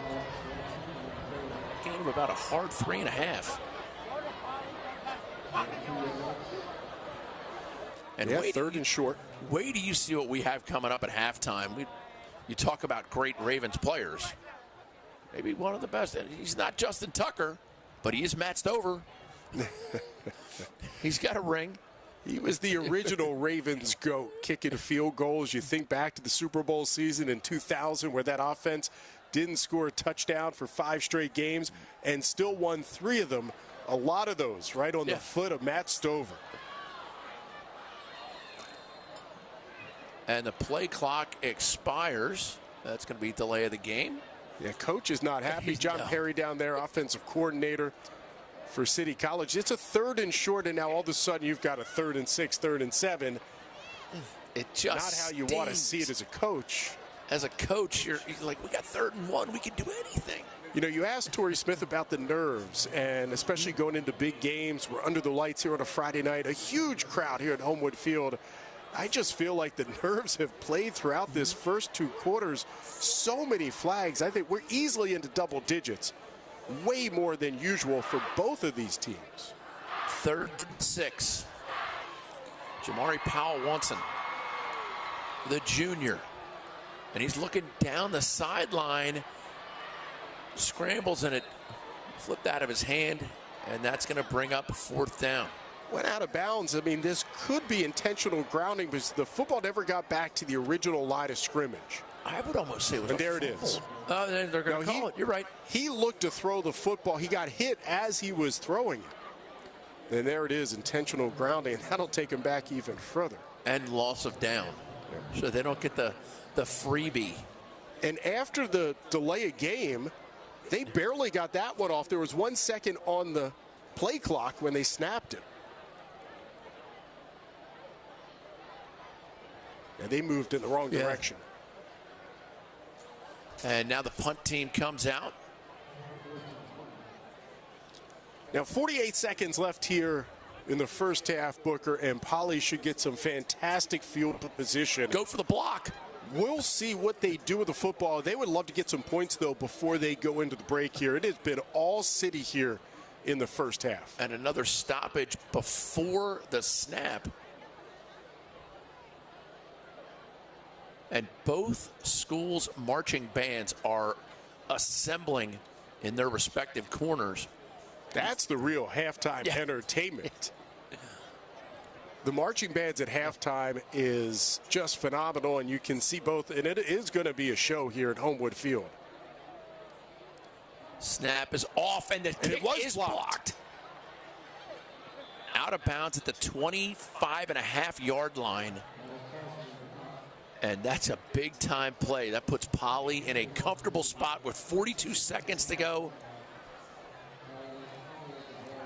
And Poly has one timeout left. Has one timeout, 42 seconds, so they don't have to really go to the air attack. They can try to run the football a little bit because they can use that one timeout. I would imagine that Poly and Tavon McGee, the offensive coordinator, they want to get 6. They want to get it into the end zone. This is not a team that really kicks a lot of field goals. That is not a strength for the Engineers. So how do you get into the end zone from the 26, 42 seconds left? I do think they don't have to rely just on throwing the football. They can run a couple of plays here as well. And run one of the specialties of their quarterback, Jason Lindsay. Yeah, Lindsay has 7 touchdowns on the season. 4 of those through the air, 3 on the ground. So he has been sort of that all-purpose, very balanced quarterback. He's a senior, and you hope he makes good decisions. Of course, he did throw an interception earlier here in the first half. He's going to pin that on Torrey Smith. He gave him the broadcaster jinx. So he plays for Torrey Smith in his 7-on-7 league. The offensive league, as Torrey said, we just throw the ball. It's all about throwing the football. The skill guys get fed in that 7-on-7. And how about having Torrey Smith as your coach? I mean, talk about growing into the best possible version of yourself. He's a guy who really gets it. He does everything he can for the community. He's certainly accomplished a ton on the field. What an amazing, amazing experience to have him talk to the team before they great with the kids. And he talked to the Poly team, as we have mentioned. Typically, there's 2 either Ravens or former Ravens that come out, and they split up. One goes with each team for a little pregame conversation with the youngsters. And I wonder if Torrey could sneak into the locker room here at halftime, give Poly a little pep talk, because right now they're down 12-zip late here in the second quarter. And it was all city in that second quarter with their air attack, spreading it out. But Torrey Smith, you know there's some pride for Torrey. He said, look, I had to go with Poly, my guy Lindsay's the quarterback. He gave him the speech, and right now they're down. So I know Torrey's going through the emotions, right? The nerves. He wants to see his team win. They might have to keep him out of the lot, right? You know, I know he wants to get in there. I know they want him in there, but I think he's too emotional. He might be clawing his way in. I got this. Yeah, this Poly team started the season with 6 straight wins, a big win over Mervo. They're 7-1. They're in the top 10 in the 3A in the state of Maryland, but right now they are in a dogfight with City College and down 12-zip. But a chance maybe for some points going into the break. Here's Lindsey looking to pass, goes right down the center of the field, up in the air. Oh, yeah. How you like me now? Touchdown. Tristan Haley. Polly cashes the check. Talk about high point in a football. Tristan Haley, 6'1", 180 senior, goes up and pulls it in. His 4th touchdown of the season. And what a pitch and catch. Lindsey to Haley for the score. Goes up and gets it and brings it down. And he beat Joshua Felton to the football. 2-point conversion, and these are going to just be huge. Obviously, City 0 for 2. 18 2-point conversions on the season. 18 for 28. And they go direct snap to Tavon McGee Jr. wearing his dad's jersey, and that might come into play later. You never know. With 36 seconds left in the half, huge little flip of the momentum, and it started with the block punt.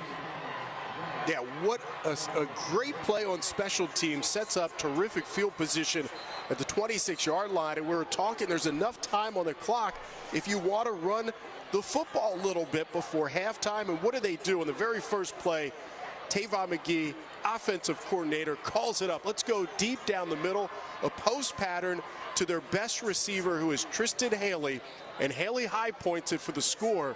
But that's one of those plays. We talk about Poly's rushing attack and how good they are running the football, but they are also capable of throwing a pass and making a big completion like they did just there. And look at that. That's your Poly sideline. Both sides packed here tonight. Great occasion and a beautiful night. High 50s temperature. 1 to 2 mile an hour winds, Brent. Now, it is a beautiful night here in Baltimore. Just a terrific crowd. Packed and they out. go squib down the middle. Powell Watson scoops it, scampers, makes a couple cuts, and they're going to have 27, 26 seconds. Tough position if you're the coach. Yeah, what do you think? I mean, you know, John Perry and they like to go deep down the left side. Like, they have athletes on this City team. And there's one of them right there, Powell Watson. My goodness. Talk about making guys miss.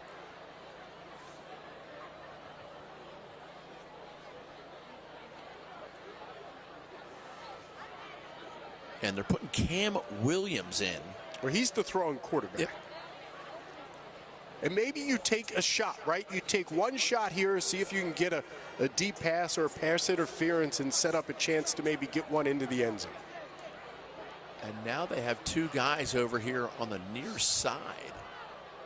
Yeah, stacked formation out of the wide receivers here.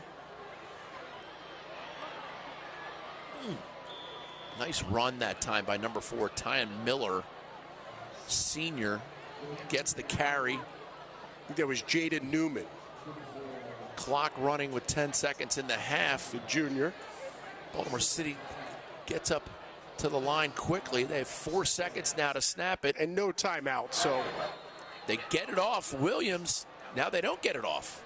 Flag on the far side. Procedural violation. And I wonder, too, boy, I got to think that City College is kicking themselves because they had a one-on-one situation here near side. Safety actually was biting down. If they could have got the play off, you could tell that Williams was looking near side. They did have the look that they wanted, a chance to throw it downfield. And another flag. How many flags have we seen here in the first half? Too many. 12-8's the score as we have arrived at halftime. We have a great halftime coming up. It's all about the kids. Ravens Rise High School Football Showdown.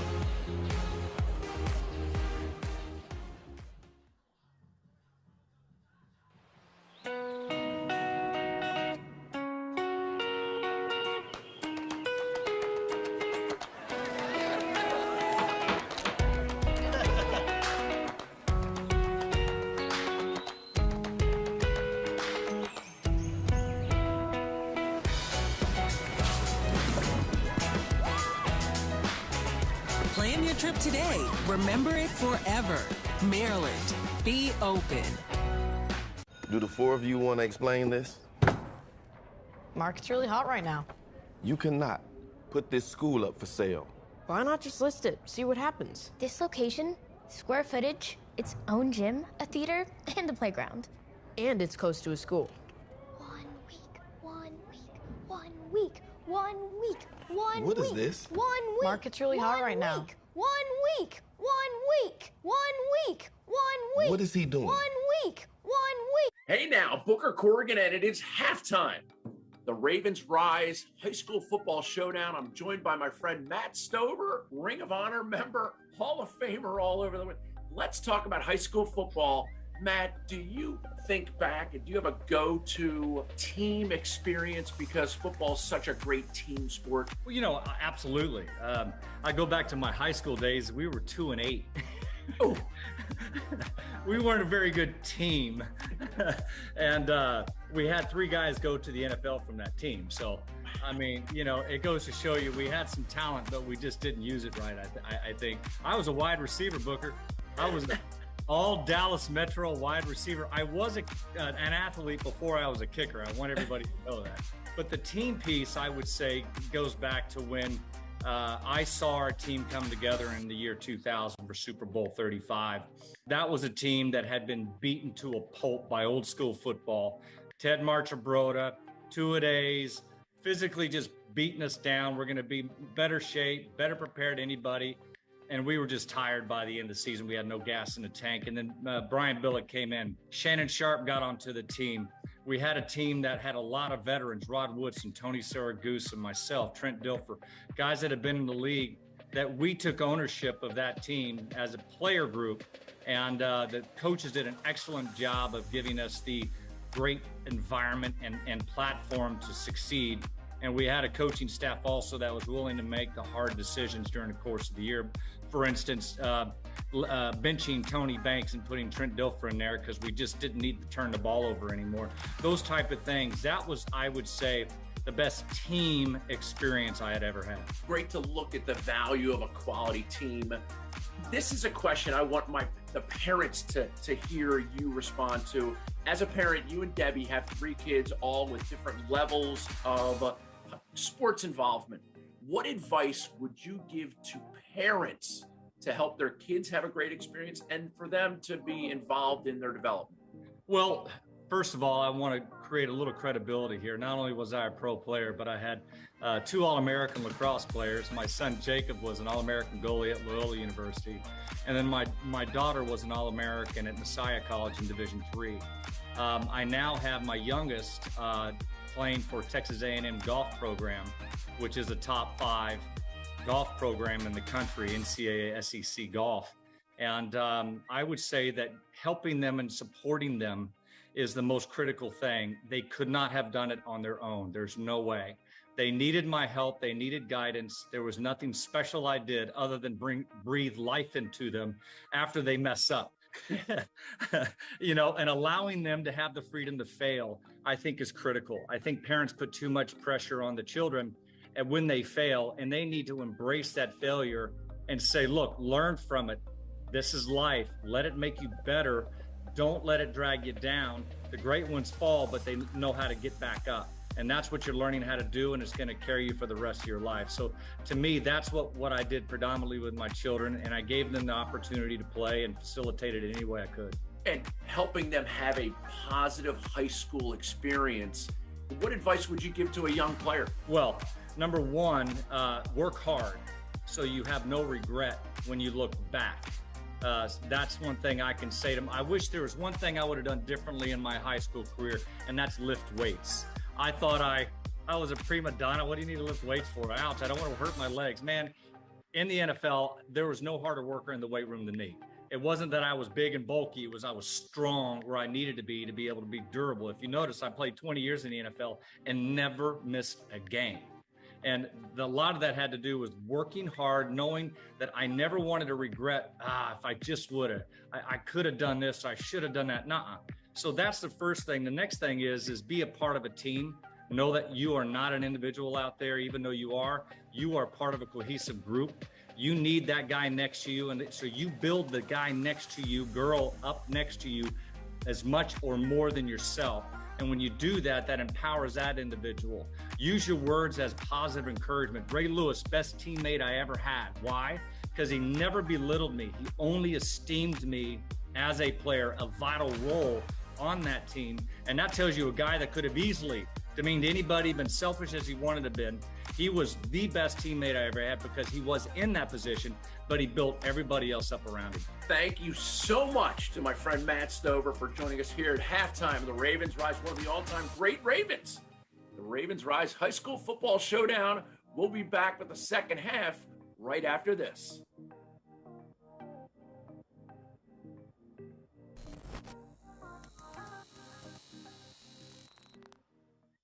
If you get kicked out of your neighbor's yard for stealing their leaves, you're gonna need something to fuel you up so you can sneak back in. Fall hard with the Pumpkin Cream Cold Brew. America runs on Dunkin'. We tailgate together. We watch together. We get pumped together. We weather the storms together. And most importantly, we flock together.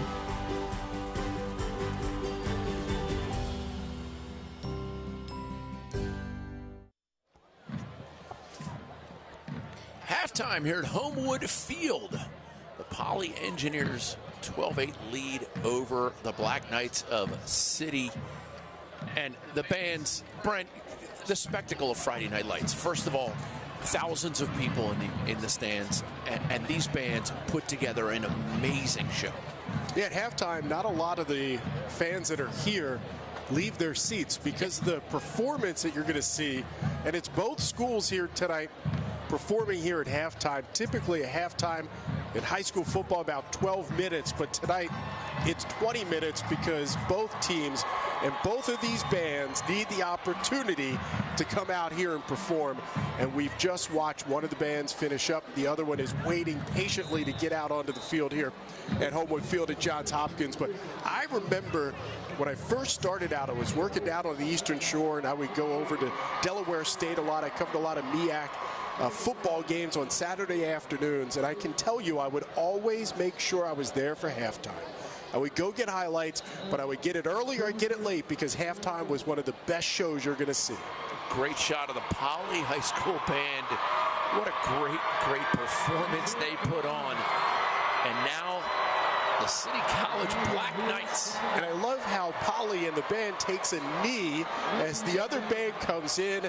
I mean, it's a rivalry, but they just, I think the both teams really think so highly of each other, these programs as well. And I mean, this is one of those things that dates back so long, and you see even within families, right, that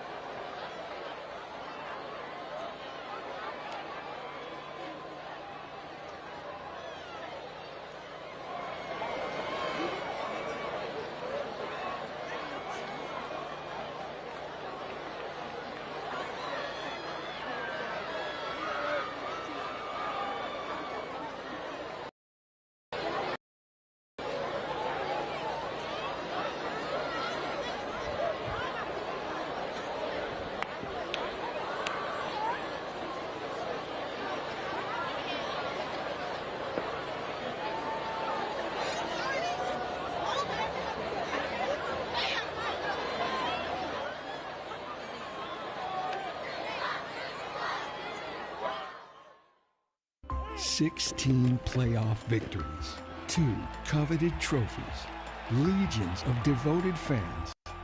And for 18 years, the Baltimore Ravens have chosen MedStar Health for their medical care. For generations, people across the region have trusted MedStar Health. We're proud to provide the same quality care to the Ravens and their fans, because there's power in trust. MedStar Health, it's how we treat people." If you get kicked out of your neighbor's yard for stealing their leaves, you're gonna need something to fuel you up so you can sneak back in. Fall hard with the pumpkin cream cold brew. America runs on Dunkin'. We tailgate together. We watch together. We get pumped together. We weather the storms together. And most importantly, we flock together.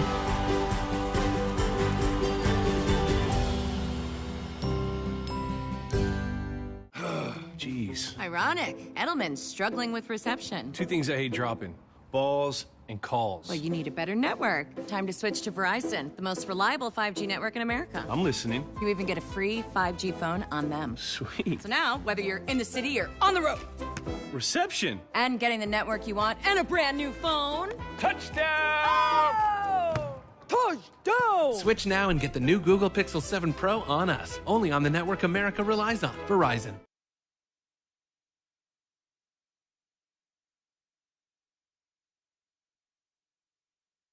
"16 playoff victories, 2 coveted trophies, legions of devoted fans. And for 18 years, the Baltimore Ravens have chosen MedStar Health for their medical care. For generations, people across the region have trusted MedStar Health. We're proud to provide the same quality care to the Ravens and their fans, because there's power in trust. MedStar Health, it's how we treat people."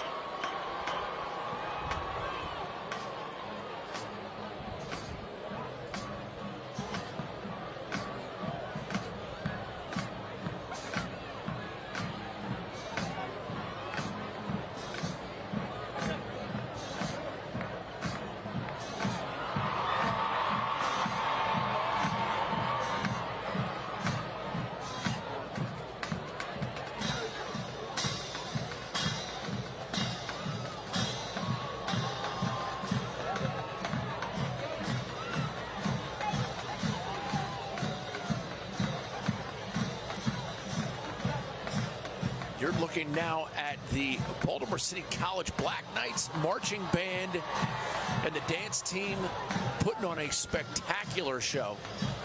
Yeah, I love the fact, Book, that the fans don't leave at halftime. They stay in their seats. And it was Poly that went first, facing the far side of the field to their fans.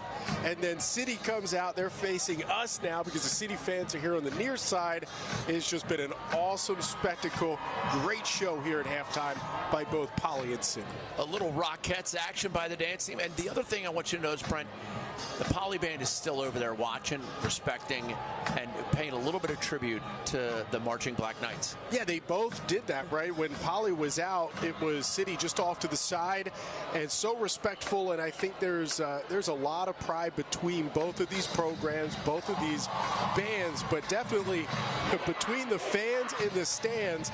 And they are separated. Poly on one side, City on the other. Packed house here at Homewood Field. 12-8 your score. Just like the rug ties the room together, halftime highlights tie the game together. We'll be back with them. At the Big Screen Store, we'll pay your sales tax on Samsung's biggest and best TVs. Plus, get super comfy in-stock seating, all delivered super fast. Whoa! Next day delivery, and they'll pay my sales tax? I'm going to the Big Screen Store. Do the four of you want to explain this? Market's really hot right now. You cannot put this school up for sale. Why not just list it? See what happens. This location, square footage, its own gym, a theater, and a playground. And it's close to a school. 1 week, 1 week, 1 week, 1 1 week, 1 What week. is this? 1 week. Mark, it's really hot right now. 1 week, 1 week, 1 week, 1 week. What is he doing? 1 week, 1 week. So what do you think? It's nice. Same as our BGE home van, right? Same. Same air conditioners, water heaters, and furnaces in the back. Still helping people save energy and money. Everything's the same. Yeah. Even the, music. What's wrong with the music? Oh, nothing. Visit ConstellationHome.com or call 888-243-HOME. Back at halftime. Marching bands still on the field. Booker Corrigan, Brent Harris bringing in the call. Brent, let's get to the highlights because it took a while, but we got there. Yeah, a little battle of the bands here at halftime, but it was a battle on the field here in the first half. Poly comes out 7-1. They have had a fantastic season, but it was City who really, after a couple of possessions going back and forth, they get a couple on the board. The touchdown pass to Vernon Allen, high point in the football, beating the defender. They couldn't get the two-point conversion. It was 6-0 City. They come right back with another touchdown. Williams finding Powell Watson, juggles it, hangs on, and all of a sudden City is out 12-0. And that's the normal quarterback making that juggling catch. Yeah, they played two quarterbacks at City, and both are phenomenal. There's the blocked punt that really helped jumpstart Poly in their touchdown possession. Yeah, this is late second quarter, inside a minute to go, so they get the block punt, and first play after the block punt, you throw to the end zone, and Lindsey finds Tristan Haley, his favorite receiver, 26 yards, but also, very important, they get the two-point conversion, and so City had 2 touchdowns, 2 failed two-point conversions. Poly cashes in on that run there by McGee Jr., and so that leaves us at 12-8, but that could come back to certainly haunt City later in this game. See how that rears its ugly head. City failed on both their two-point tries. Poly's 1 for 1, but they still trail by 4. Second half on the flip side.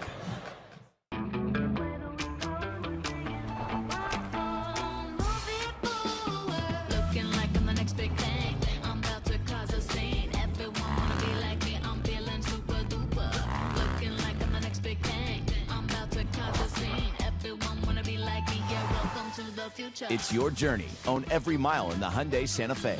Right now, lease the 2023 Santa Fe for just $269 a month. Plus, get a $500 first responder or military coupon. Jones Junction is proud to be named Hartford's best car dealership and Baltimore's best car dealership. As Maryland's oldest family-owned dealership with over 105 years in business, Jones Junction has grown and thrived with a focus on the customer before, during, and after the sale. And Jones for a lifetime, with free oil changes, free car washes, and an engine guaranteed for a lifetime, keeps customers coming back. Stop by. We're only 15 minutes from the White Marsh Mall, and drive home your next vehicle with your own Jones tag frame.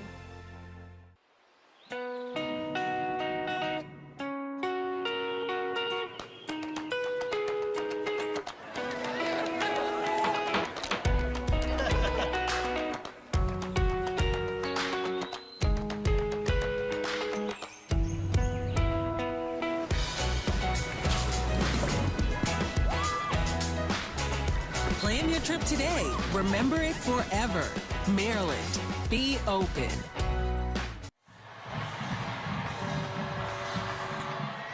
We're still at halftime here at Homewood Field, a field that's seen a lot of great games in its history.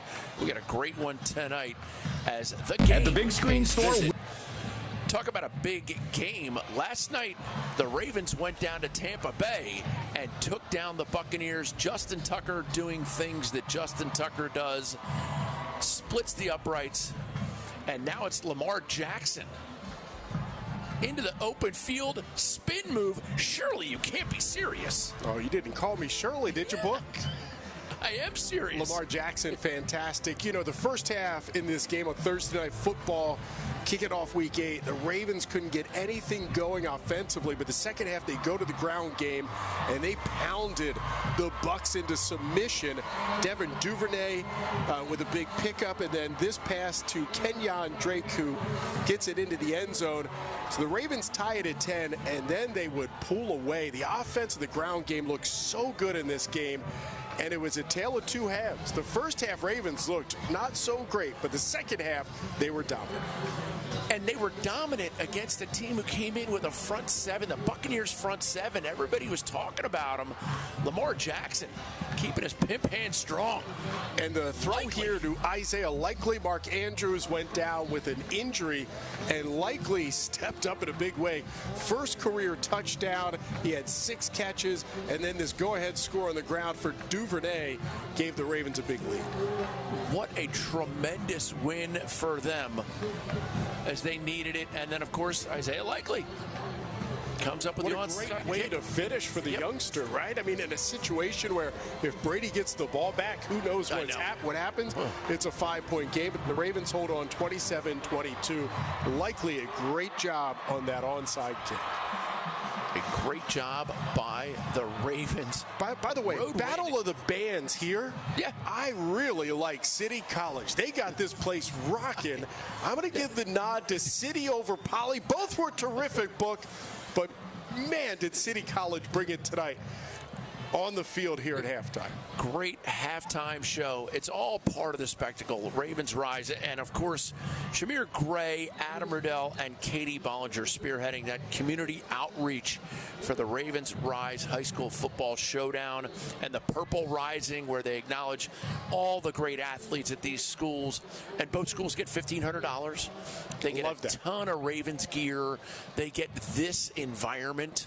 This is incredible for a high school athlete. Ravens cheerleaders, the mascot, and you can see how they come running out of the tunnel with the smoke and the pyrotechnics.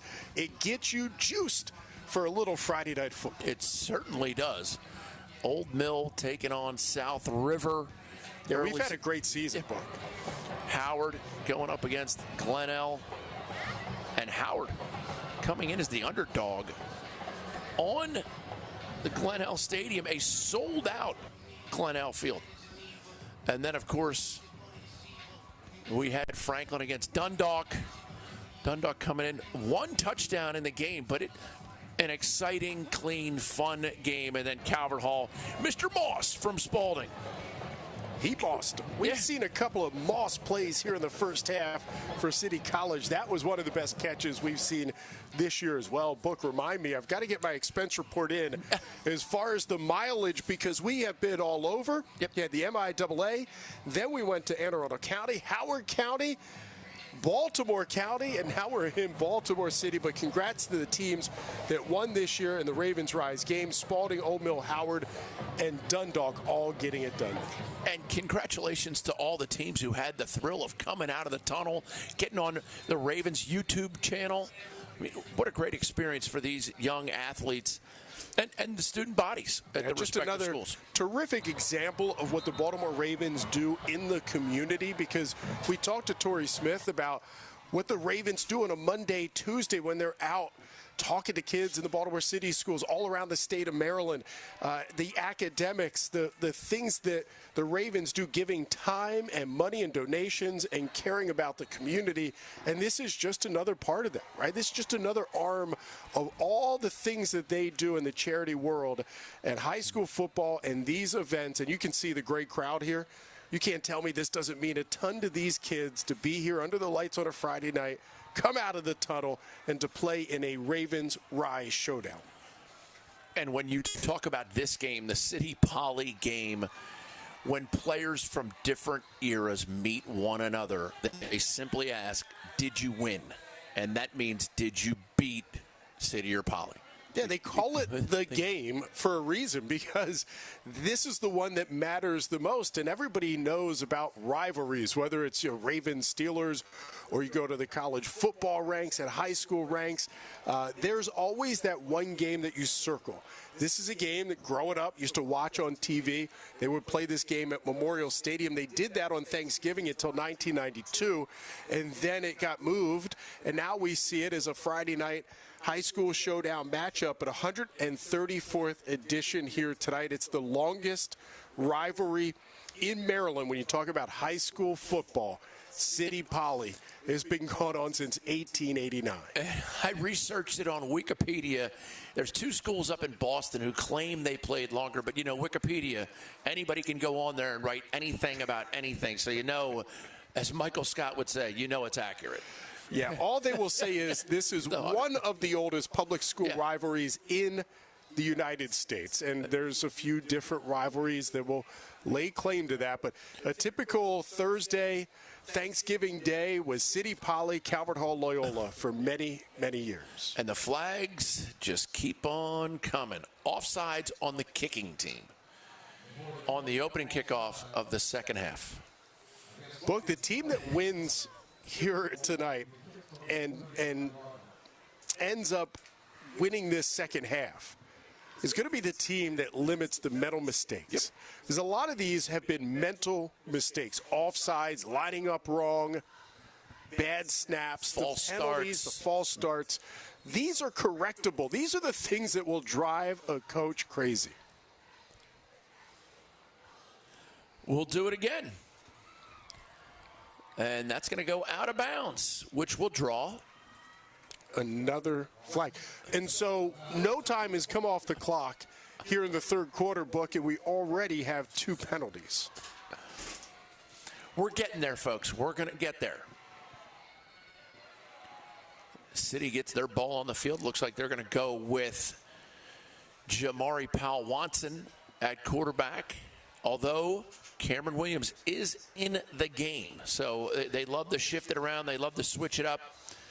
Keep Poly guessing. Try to figure out where they're going to spot the football. They're pointing at the 32-yard line as that is where the ball went out of bounds. And so did they mark it from the 32 or did they just bring it to the 40? Now there's a little confusion. The line judge is coming up. Yeah. And he's going to put put the referees. They'll put it at the 40. That's where I thought no matter where it goes out of bounds that you would get it at the 40. And great field position here for City. 12-8 lead. Gave up that late touchdown. Let's see if the Knights can add to it. City is so ready to run a play. They're not even going to wait for the chain gang to move as the referees continue to discuss. Well, the chain gang has this drive starting at the 35. The ball's placed at the 40. And now a meeting of the minds. Can't be first and 5. Every referee in the building is now standing at the 40-yard line trying to figure it out. Now they're again, not a second has come off the clock yet. Two flags and a 5-minute discussion. All right, here we go. As we like to say, Brent, Arbor Day came and went. Here we go, the second half, my friends. Cameron Williams hands it off inside, and they gain a healthy 5 on first down. Just what the doctor ordered. Jaden Newman with the carry. And now they shuffle Cameron Williams right out of the game. If you can pick up 4-5 yards on every carry, this City College offense has really kept Poly off balance tonight. And then they flip Tyler Turnstile, and Cameron Williams comes back in. Yeah, this spread offense very hard to defend. Nice run by Newman. And we talked about earlier that City College will go to any number of running backs in the backfield. We've seen some Newman. Tyler Tunstall is a senior, and Jared Mack Jr. we saw very early in this game as well. All very capable, and right now feeding the hot hand of Jared Newman, the junior for City College.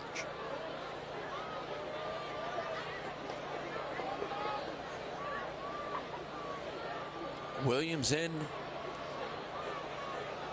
Newman to his left. Handoff inside to Newman. Newman breaks free into the secondary, and that's going to be first down yardage for the Black Knights. 3 plays, 3 handoffs to Newman. And now City College moving the football all the way inside the 35. And a chance now to add to the lead. You know, you talked about at the Open, throw out the records in a rival contest like City and Poly. Well, the Engineers come in 7-1. City only 5-3. Many thought that Poly rolling into a postseason berth. But right now, City has looked to be the more athletic and better team through 2.5 quarters. Williams in the shotgun. Again to Newman. Oh, and he stops the ball. Pops free. Flag flies. And it's going to be temporarily Poly ball. Tristan Haley came up with a football, but what is the penalty? It's going to go against City. And that is a turnover by the Black Knights. Yeah, 4 straight plays to Newman. That was a hard hit. That was a shot as he coughs up the football. Take a look at this replay. He breaks into the secondary, and there he just putting a hat on the ball. That was actually Tyler Tunstall. We just talked about the senior, and the senior coming up with the fumble, and Tristan Haley's shoulder pad coming sharp against the front of Tunstall to jar that ball loose. Jason Lindsay has the play. This is Poly's first possession of the second half. They trail by just 4. And the play clock is at 0, and they took a timeout before they lost the yardage. That's been an issue. It was an issue at the end of the first half, the play clock running out. And as you noticed, too, as we got to the final minute of that first half, both teams had really run out of timeouts because they were using them in situations like this. We'll step away for a quick moment as Poly resets here at Homewood Field. Jeez. Ironic. Edelman's struggling with reception. 2 things I hate dropping: balls and calls. Well, you need a better network. Time to switch to Verizon, the most reliable 5G network in America. I'm listening. You even get a free 5G phone on them. Sweet. So now, whether you're in the city or on the road, Reception. and getting the network you want and a brand new phone. Touchdown! Oh! Touchdown! Switch now and get the new Google Pixel 7 Pro on us. Only on the network America relies on. Verizon. Right back at Homewood Field, early third quarter action. Although Poly had to burn a timeout. We talked about the 2-point conversion meaning a little bit something. We'll see if that timeout comes back. Lindsay fakes the handoff and gets out of the first attempt to tackle, holds on to the ball as he's met by a host of Black Knights. Nice athletic play by Jason Lindsay as Torrey Smith, who joined us, the former Raven, back in the second quarter. He said Lindsay is a kid, a very athletic, good arm, likes him because he's on his 7-on-7 football team. And we just saw that athleticism by Lindsay to get out of the tackle, make something out of nothing. Escapability at a premium tonight. 2nd and 5. Lindsay hands it off, and this is McGee. McGee gets it to where it'll be 3rd and 1 for the Engineers. Be interesting to see if they get Tavon McGee Jr. going here in the second half. He was really bottled up in the first half. This is a kid that's closing in on 1,000 yards this season. Comes in with 10 touchdowns. We talked about the 10 yards per carry. He gets them in big chunks. His long run this year, 90 yards. And as we talked about, it's his dad calling the plays over there as the offensive coordinator in Tavon McGee. So how much will we see number 11 here in the second half?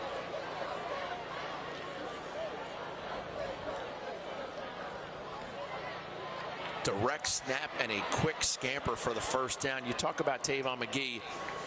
His dad is an alum. His dad wore number 11. In my conversation with Coach O'Neill, he said I don't even know if Tavon likes the number 11. He just wears it because he loves his dad and he wants to keep that little tradition alive.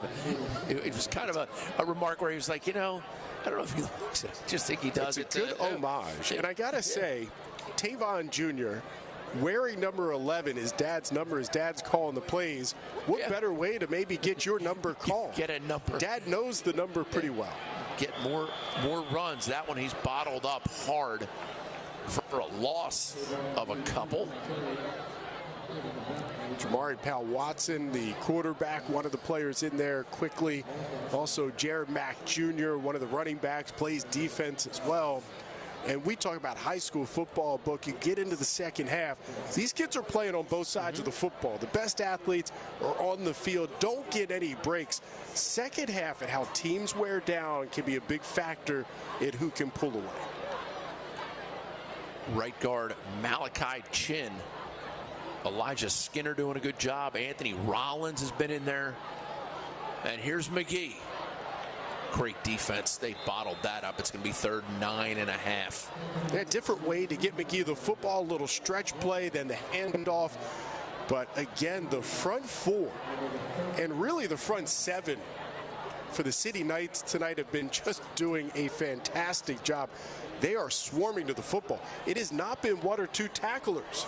It's been 4 or 5 on every play. Well, it takes a couple guys to bring down McGee. Oh, he's a big boy, 6 foot, 200 pounds, all muscle. He runs downhill, a physical running back. Likes to follow behind number 55, Paige Turner. And Lindsey gets hit as he releases it, and they're going to call that a pick. It's an interception. What an athletic play by Jaden Newman. The junior came out of nowhere, flying through the air. Quarterback Jason Lindsay got hit just as he released it, but what a break on the football by Newman. Here's the replay. You see him get hit, and Newman just out wants it. Yeah, he was intended. Lindsay looking for Tristan Haley, his favorite receiver. That is one of the more athletic defensive plays you will see. Jaden Newman knows for the football, strong hands to pull it in.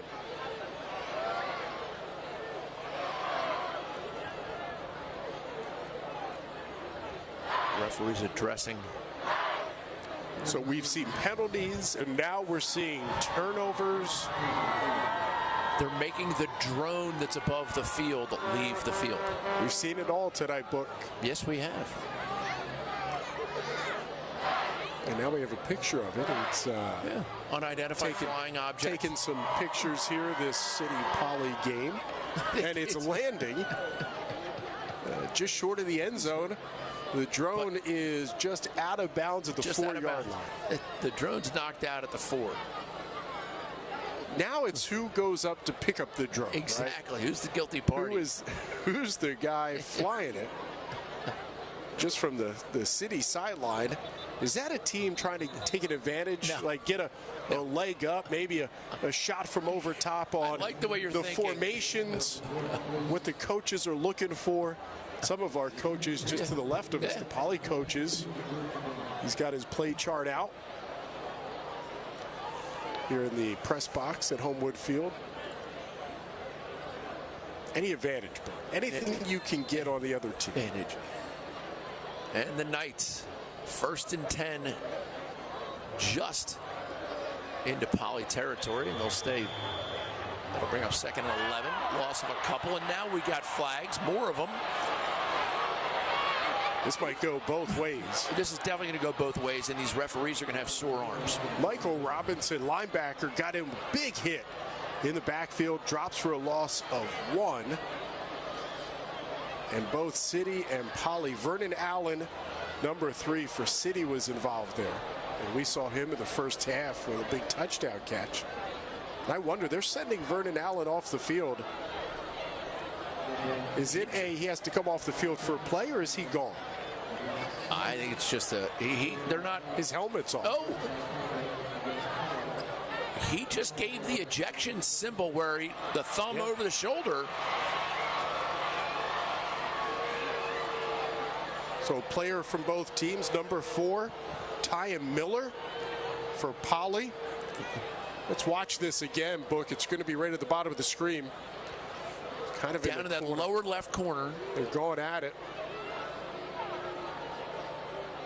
Oh, there was a swing there as well from Vernon Allen.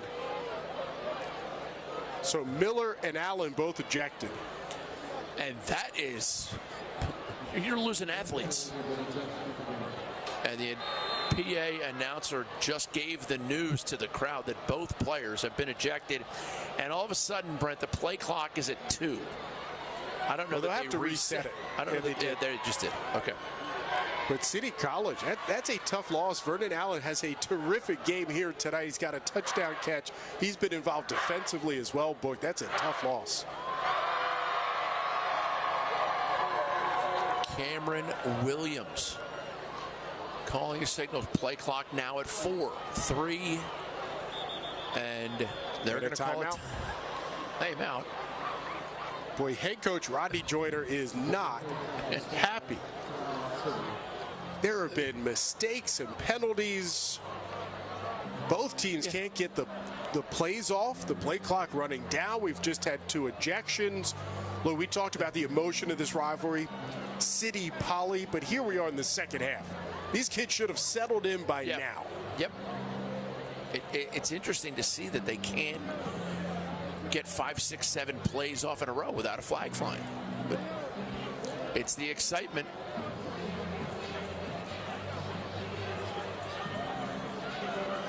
Yeah, how do these 2 coaches calm their teams down? Marquise O'Neal, he's a Poly alum, head coach for the Engineers.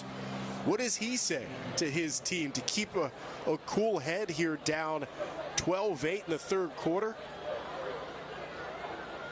And of course, City College just lost one of their best players in Vernon Allen. And how does Rodney Joyner get his squad back on track? Williams calling the signals now for the Knights.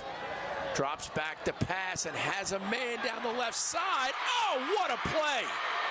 What a tremendous reception by Jaden Newman. Newman gets free down the near side, but then just as the pass is in the air, and they've got the passing quarterback in Cameron Williams, watch on the replay. He gets a little bit of a stiff arm for some separation, and the referee didn't see it. He pushed Lindsey back to give himself a little room to make that catch. We might get a better look at the little nudge. Right give him a little nudge. He gets some separation, then he got the wind knocked out of him. They help him up. He just fell on the football, but terrific catch by number 4, Jaden Newman. He's a junior, plays both ways, wide receiver, defensive back here for the Knights. You know, this City College team, they run this spread offense. I've been really impressed in not just running the football, but throwing downfield, and what a great job the receivers have done in catching the football. And Newman is walking up and down the sideline, so he appears like he will return. And looks like another offsides and a pink flag. Pink flag, false start. It's almost getting ridiculous, but that they can't get a play called. There's no rhythm to this football game. Clock running under 5.5 minutes here, third quarter.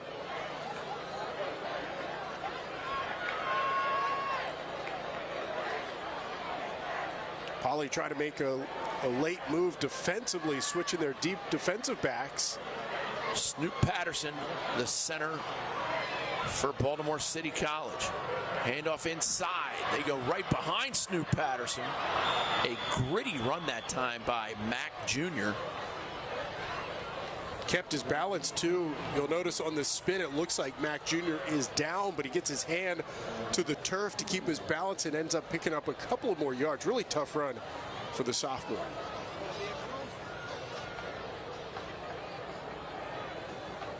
You got to feel for the players who they locked horns, they tussled, but then they took it that step too far, and now they're out. You can't throw a punch, right? Both players were pushing and shoving, and you're going to get maybe a 15-yard penalty. it'll offset. They're gonna, yeah, exactly. But as soon as the punch is thrown, you're going to be ejected. There's no gray area. It's escalated. Williams back to pass, goes left sideline, trying to find Powell Watson. Ball out of bounds. Remember, they hooked up in the first half for a touchdown. Quarterback to quarterback. And Powell Watson has just been all over the place. Either he's running an option at the quarterback position or he's running passes at wide receiver. Really difficult for a defense to keep track of where all the athletes here for City are on the field. Williams has the play.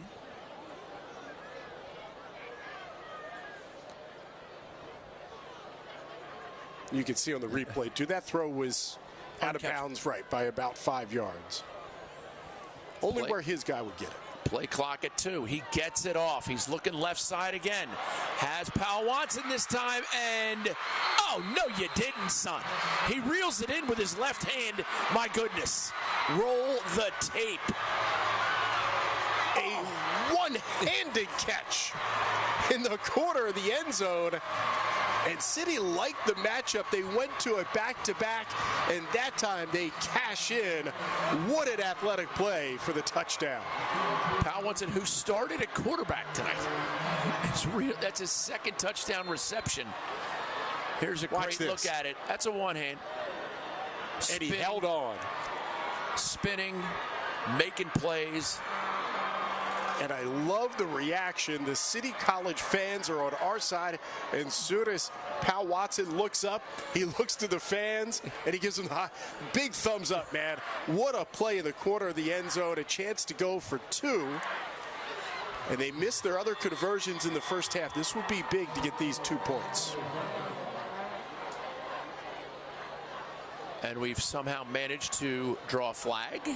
And that's going to back them up 5 yards. Play clock expired.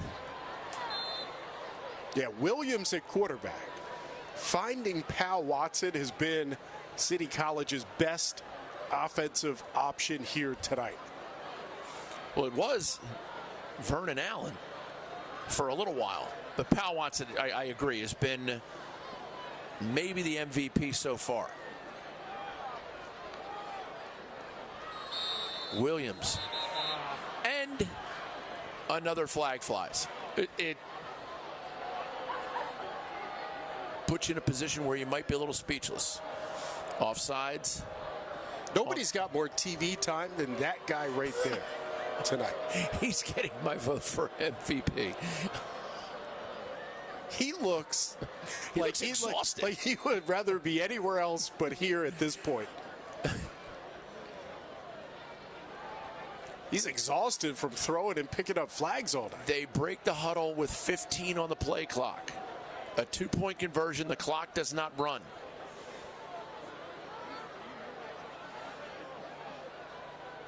Williams in the shotgun. Another offsides, far side wide receiver jumped before the snap. Brent. And let me tell you this, Book. Wide receiver is lined up about 20 yards to the right of the line of scrimmage. You can't hear the snap. You're watching the football. You should never have it offsides as a wide receiver split out wide. Brent, you know I have a wedding to get to now. I'm getting married next weekend. You're going to be late. I think I'm going to make it. But I can tell you this, Book. Chance I make it. Your fiance is not going to take that as an excuse. I'd be happy to finish the game out. I'll go solo here if we have to, if I got to get you on a plane. I'm driving down to Sarasota. For the nuptials. Yeah. Here's Williams. Third tries a charm. Rolls right, pitches it up into the end zone, and that's going to get picked off by Lindsey. What a play by him. Sideline to sideline. He covers some ground. Williams wanted to go near side again to Powell Watson. He looked, and Powell Watson was covered on the play. They went there 3 straight times, or at least twice. They wanted a third time. He had to come back across the field. Look, here's another look at this catch. Just terrific. That is a superstar-like catch. By the way, all 3 touchdown catches tonight have been phenomenal. Yep. They 100% have been spectacular. Now we get some substitutions into the game for City. Number 23, Everett Stapleton. I've seen Marcus Alexander out there, Mason Joyner, Pharaoh Myers.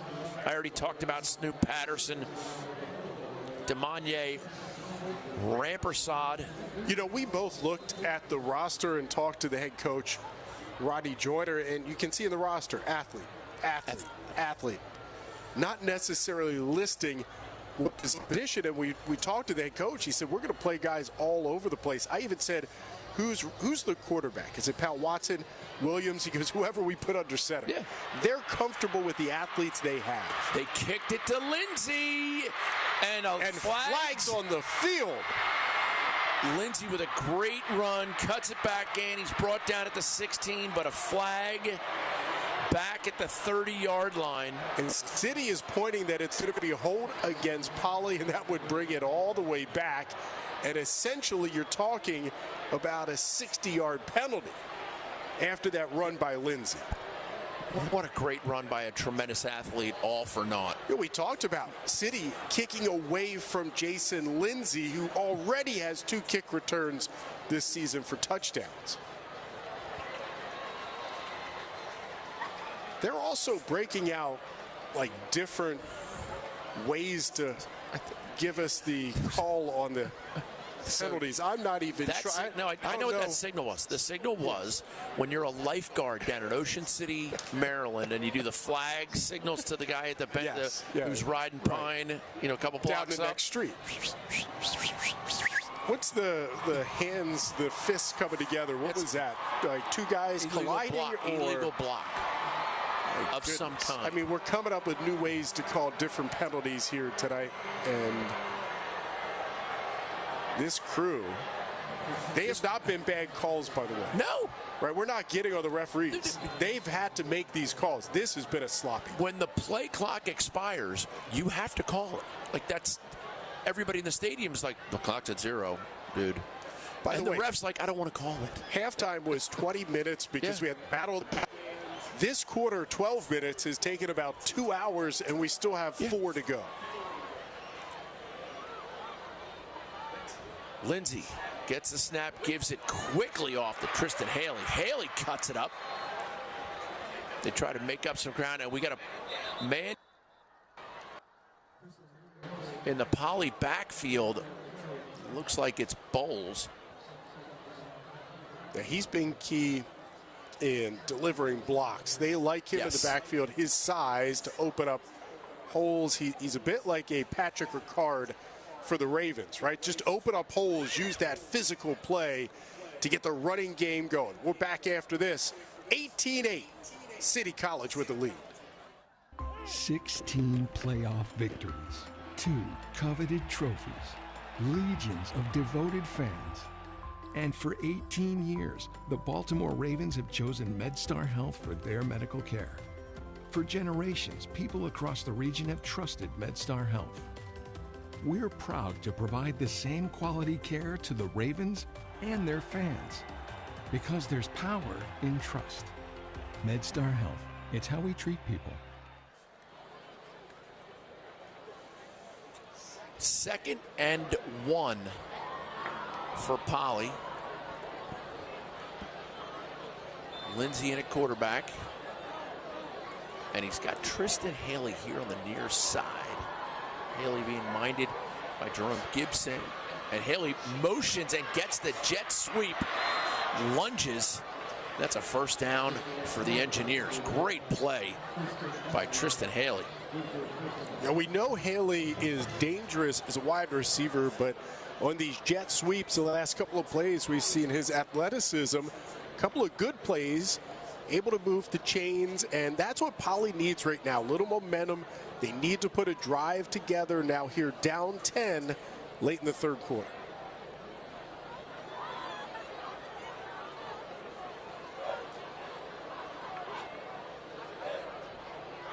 City running a late sub in. Yeah, they had only 10 on the field. Jameer Miller is the guy. Lindsey takes the direct snap and scampers right up the center. Following behind big number 77, Kendall Hazard. Jaden Holmes has done a nice job. Damari Smith, Melvin Bailey, Gary Sells, all stepping up and making great plays.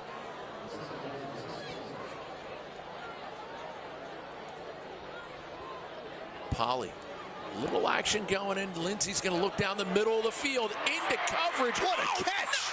What a great play by Tristan Haley, and he is still going.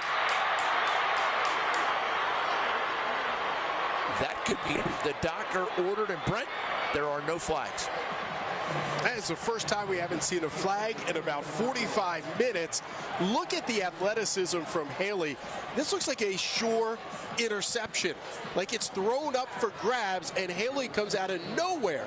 There are 3 City College players and defenders around him, and he snags it out of the air. Big pickup, yards after the catch. Awesome play. Direct snap to McGee. Can't get it going, and he gains about 2. I think all 3 defensive backs for the Knights thought they had a shot at that football. Yeah. That was an ill-advised pass. I mean, he's throwing into triple coverage, and Haley comes down with it. Both of these teams are putting on a clinic when it comes to high pointing of football. Are you kidding me? Terrific job by the wide receivers here tonight.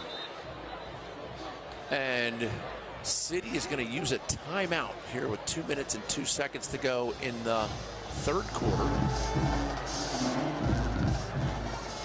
Yeah, again, Cities have to burn a couple of timeouts because of the play clock. And there's the band. Those guys are doing great work. They've been working so hard to make this a special occasion.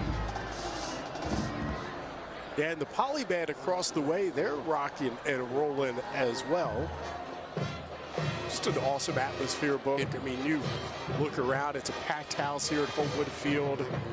You know, we talk about this great rivalry, and Poly, who comes in, really the favorite at 7-1, but they haven't won in this football game since 2011. A lot of the Engineer alum that are here felt like this is the year, right? This was the time for Poly. They have got the team finally win in this rival game, and here they are down 18-8 late in the third quarter. But look, you talked about it in the open. You can throw the records out when these two teams get together because it is typically close. Remember, they played twice last year, City with the sweep in the rival game and in the postseason as well. 2nd and 9. Lindsey back to pass, tucks it, and gains a healthy chunk of it. It's going to be 3rd and short for the Engineers. Some nice blocking by Malachi Chin there. Marquise Jones doing a nice bit of work, and they go quick to the line. Lindsey, low snap, handles it, gives it to McGee Jr., and he gains nothing, so they throw a flag. Yeah, good job by Lindsey to pick up the snap, but at that point, the defensive pressure up front, and those guys are doing a great job for the Knights getting into the backfield. McGee Jr. had nowhere to go. We'll see what the flag is, because we've seen a multitude of different violations. Face mask against City. Looked a little bit like he was going hold, but then the hold went into a face mask, and it's going to go against the Knights. There's that low snap. Look how quick the Knights are getting into the backfield. There are 4 or 5 defensive linemen that are there to meet the football. It's been like that all night. And there's an example of how fatigued some of these players are. By the way, Jaden Newman is the one that fell on the football on that terrific catch. And he has been walking back and forth here on this City sideline trying to get himself back into the game. He also plays defensive back, so clearly still shaken up a bit after the catch that he had a little bit ago. Drive right up the center. That time, Nathan Gordon doing a nice job, and they go quickly to the line. They are they are running this baby the whole way. It's battle wills up front, and you know, Tavon McGee Jr. has been held in check. He's got 4 100-yard games, way under his average here tonight. The job that they have done defensively for City, but this is a battle of wills, right? I mean, McGee Jr., he's your best option. Direct snap, see if he can pound it in. 3rd and goal, and McGee Jr. pounds it, waiting on the signal, and there it is. Touchdown, Engineers. I think the referees are waiting to see if anybody would throw a flag, because McGee was through the first goal line to the back end zone goal line before anybody even looked to raise their hands. McGee, powerful run. It was all him inside the 10. And they're going hurry up again on the 2-point play. But a stoppage. It's an untimed play.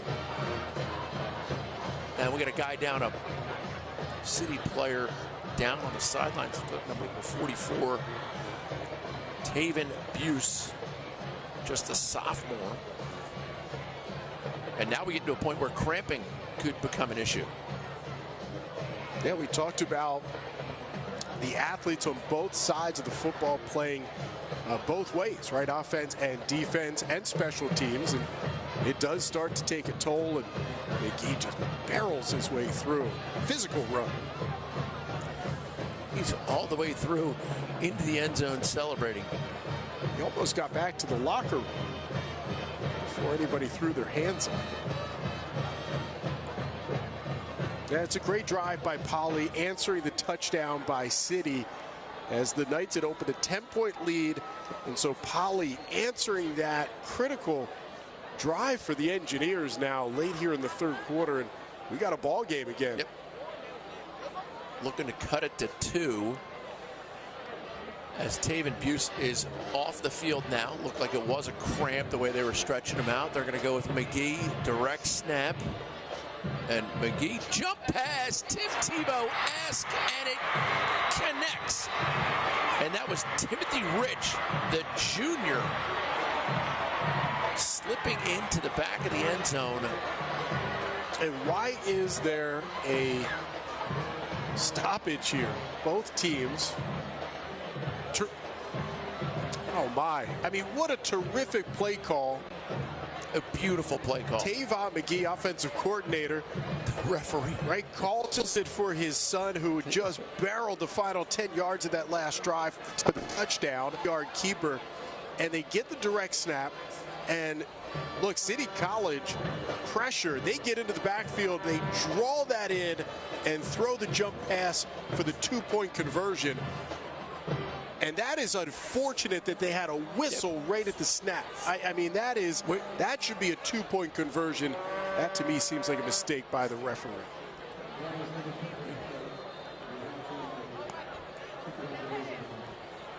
And you just went into your bag of tricks. Yeah. You can't So really go to that again, right? Yeah.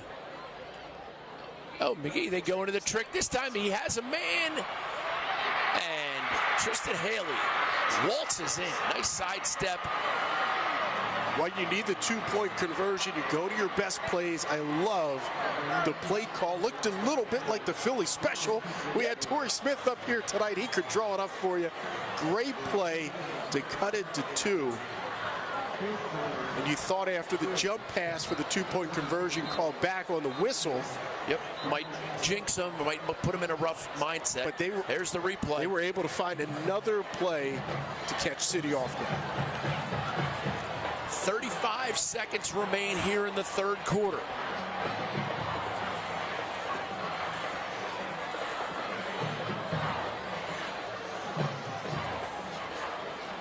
Poly will kick. By the way, Poly now 2 for 2 on their 2-point conversions here tonight, where City is 0 for 3. Again, it's a 2-point game, but City has 3 touchdowns tonight. Poly has 2, but it's the 2-point conversions that have kept it that close.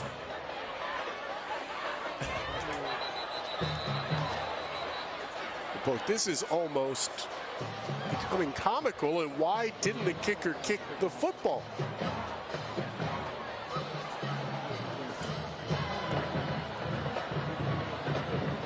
Sometimes it's hard to understand what's, these young athletes are playing a sport with a ball that's not round. That's a balk. I think that's a balk. You advance the runners. One player on the kick coverage team 15 yards downfield before he realized the ball wasn't following him.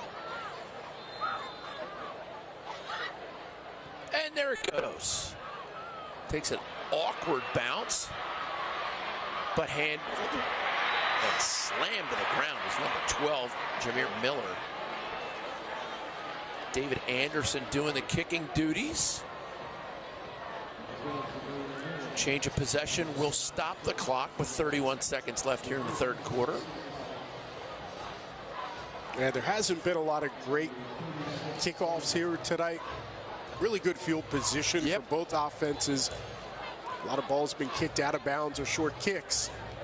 And I like the way Miller handled that because it was so awkward, spindling down the field, or as Mike Emmerich would say, skittering down the field. Yeah, first and foremost, you've got to be able to get possession. So good job there by City. Great field position to start this one. Almost had a time to play. And Williams will come to the sideline along with Powell Watson. It's been about a penalty per play, which is not a good ratio.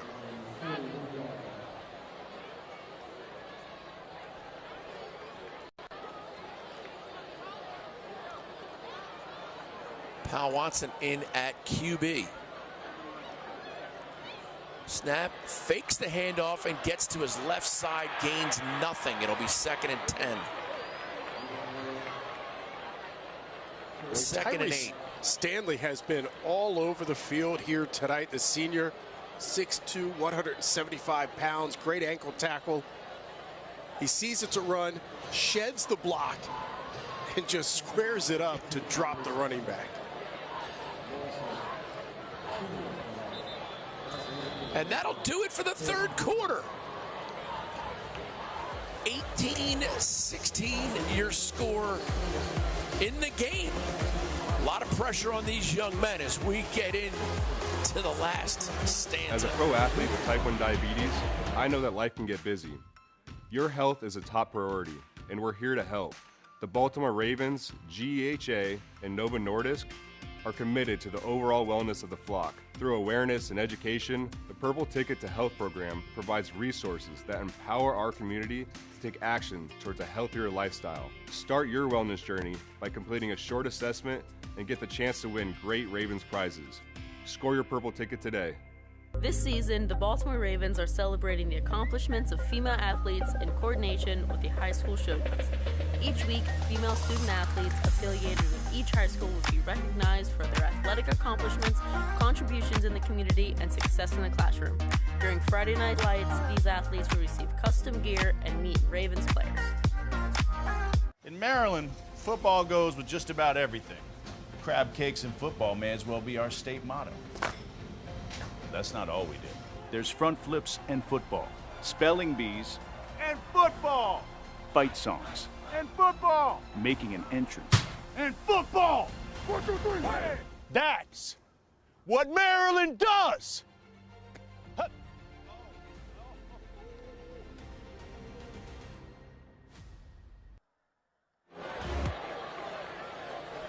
And here we go to start the fourth. Still 12 minutes on the clock. First penalty of the fourth quarter. And a pre-snap penalty, so never even got the snap ball. Still 12 minutes. Cam Williams has the new play, Cameron Williams.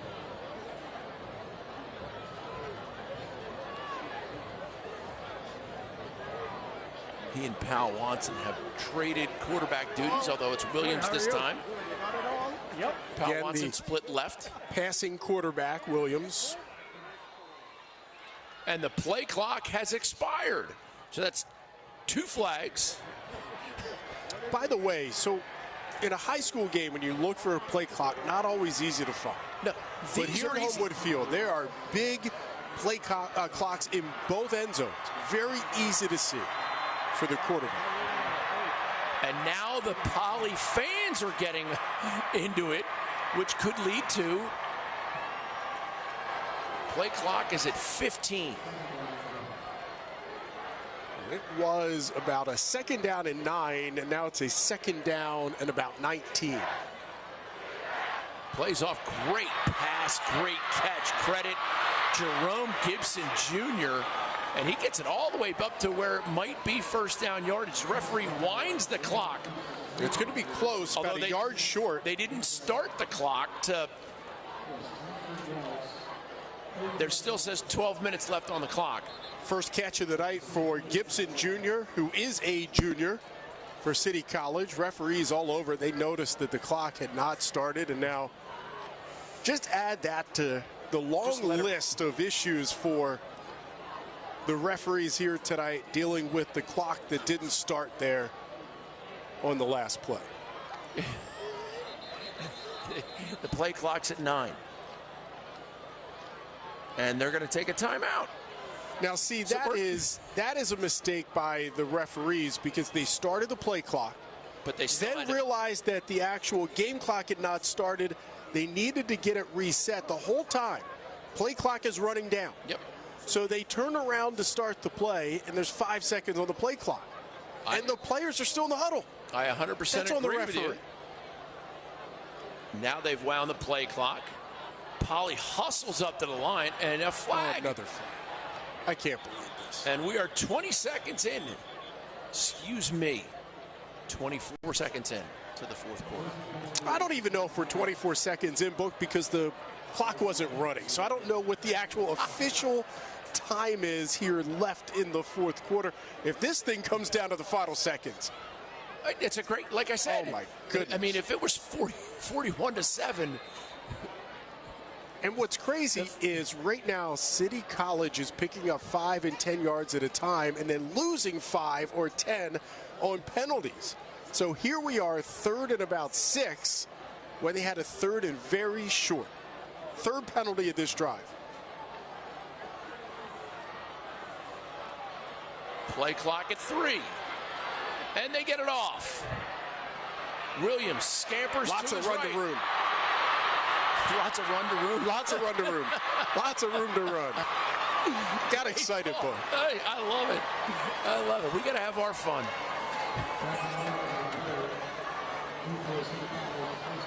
Just the fact we got to play without a penalty, I got so excited as I saw a big gainer for City College. Good run there. You see Williams pointing out guys to block legally.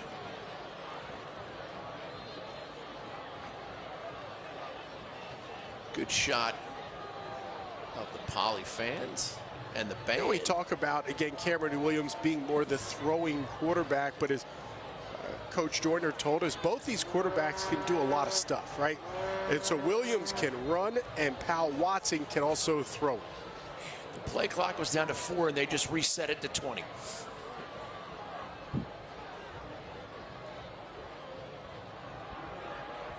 Inside handoff goes for a yard. Nice little run there. Joshua Felton. Jamal Brown doing a good job. Kareem Hill. Jaden Sessions. Max Brown. Quentin Malloy. A lot of those Baltimore City College Black Knights earning their stripes tonight. They lead by 2. All right, Williams back in at quarterback. He may have just been a little tired. John Perry, the OC, just revolving door now, play to play in the backfield. Williams, hit in the backfield, brought down, and that's a sack for Nathan Gordon, the senior.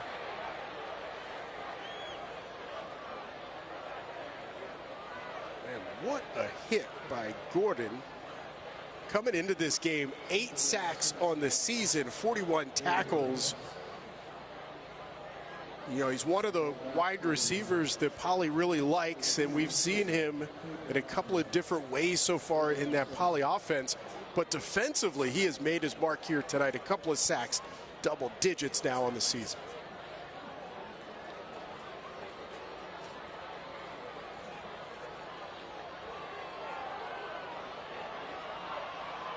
Play clock at 3.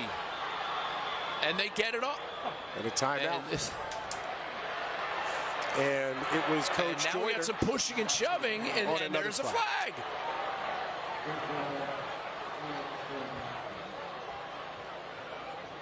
Timeout called by City. Yeah, just as the play clock was at 1, Joyner right next to the referee gets the timeout. But what is the penalty going to be on this 3rd and about 17? Look, just some pushing and shoving. And that goes against another ejection. And an ejection. I don't know if it was Jace Townsend, number 14. I think it's 14 who right now is surrounded by his teammates. If we can get another look, there it is. Oh, he comes in, he just gave him a shove. It's always the second player involved in the pushing and shoving. It really looked like it was a City player who instigated, and then Townsend came in defense of his teammate, and he got the flag, and he's out of the ballgame. Subsequent ejection. And there's the yardage being marched off. That is huge. Yep. Because that was 3rd and really long, and that's going to set up about a 3rd and 3. And we still have a timeout by City. As things continue to develop in an absolutely thrilling game. I mean, let's not forget for a second, Book, that it is 18-16 here in the 4th quarter in one of the great rivals.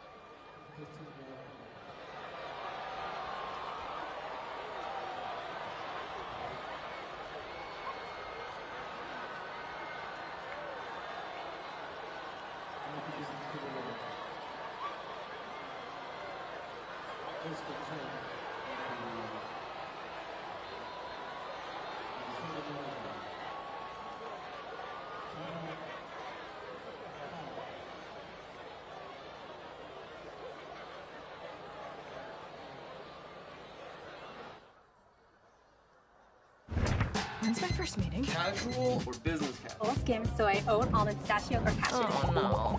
Spin class after work. Come on, what's your goal? What is my goal? Hey, what's for dinner? Kidding. Life's questions can add up, but dinner Freshly makes it effortless. Balanced meals delivered fresh and fully prepared for days when you just can't. Yes, thank you. Freshly, your daily dilemma answered. Get started today at freshly.com.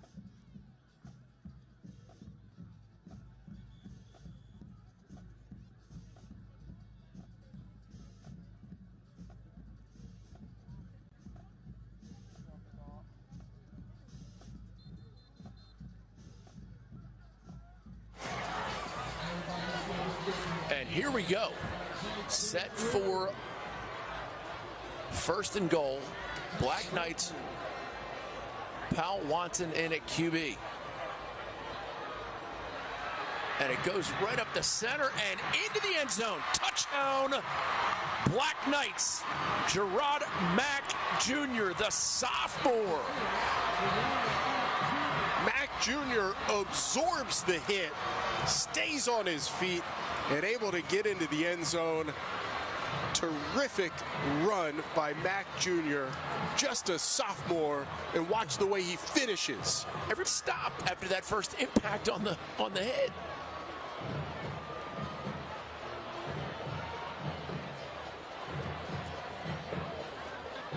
And City, they're going to go for two.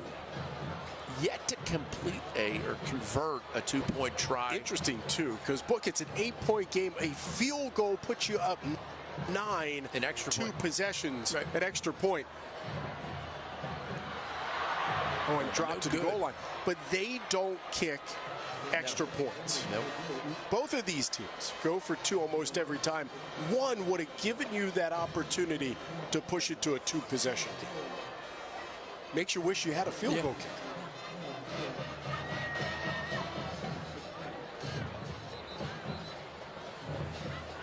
Their kicker for Poly tweaked his hip, and the kicker for City, Oscar Oliveira.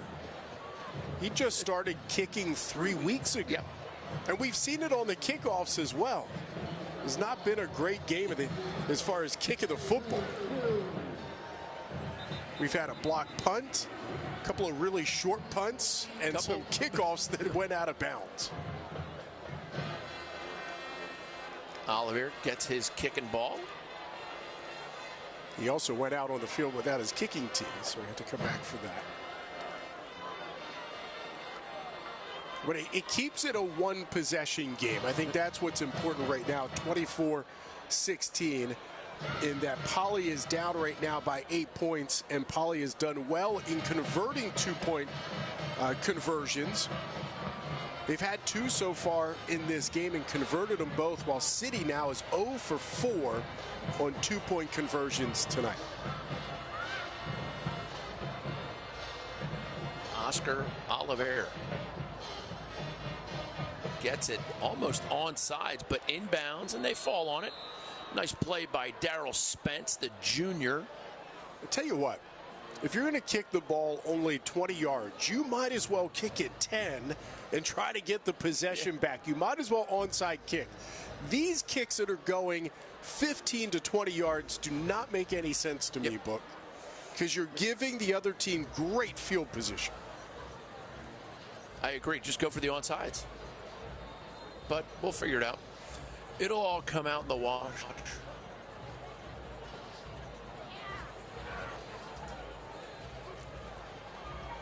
Poly possession. Poly has 1 timeout left. City has 0.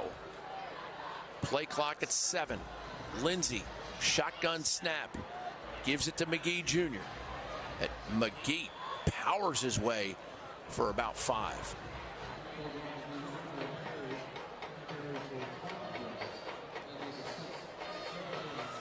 Yeah, well, this is money time. Talking about 8.5 minutes left here, fourth quarter. You're down 8, and I think you're going to feed the big fella. And Tavon McGee Jr., who has been outstanding for the Engineers this year. For the most part, Knights have done a great job of the run game. They've held McGee Jr. in check. But this is the moment you start feeding the big guy.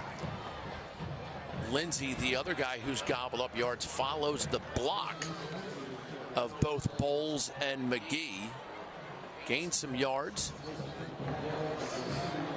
I'm going to make a bold prediction. I don't think Poly puts the ball in the air on this drive at all. I think they are looking to run the football, eat up clock, and be able to get this thing down for a score. And McGee Jr. follows your advice. They're following those big slobber knockers on the line.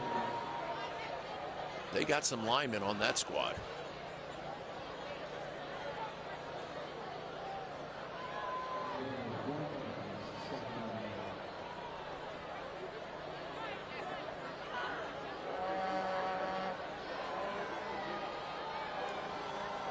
But does City College come after this Poly offense? Do they call up a blitz or two, or are they going to sit and prevent? A lot of pressure. Lobs it deep into down the air. Left side. And there was a chance on the push-off, but incomplete.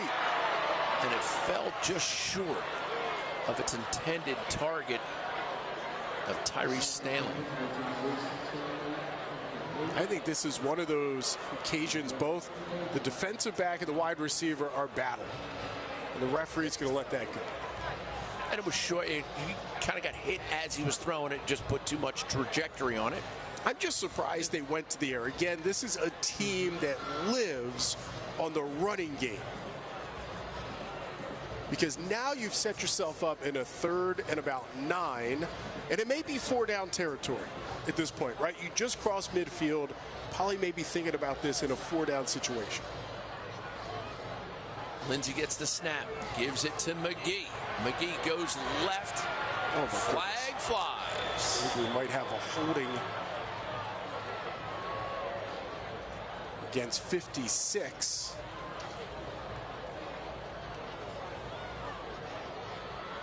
Marquise Jones. He was out on an island there, the left tackle. And they're going to push this back. You can see the Poly offense is already backing up. There's the hold call.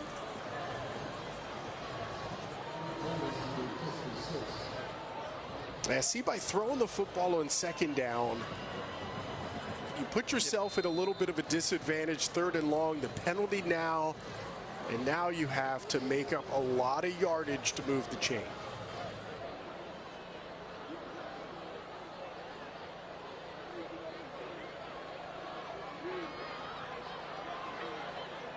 Bowles and Lindsey conversing. 3rd and very long. Up the side to Bowles and picked off. Powell Watson gets it. Goes up and gets it. Yeah, another mistake by Jason Lindsey. But again, 3rd and long, forced to throw the football, not something this Poly team has done well this season. And just a terrific athletic play by Powell Watson. Goes up with one hand and breaks it down. And that's going to put City College Black Knights in a position to really run some clock. Well, Powell Watson has been involved in making some big-time catches tonight, but they've been on the receiving end of touchdowns. He's got 2 scores and now an interception, and maybe the pick that can help ice the game here in the 4th.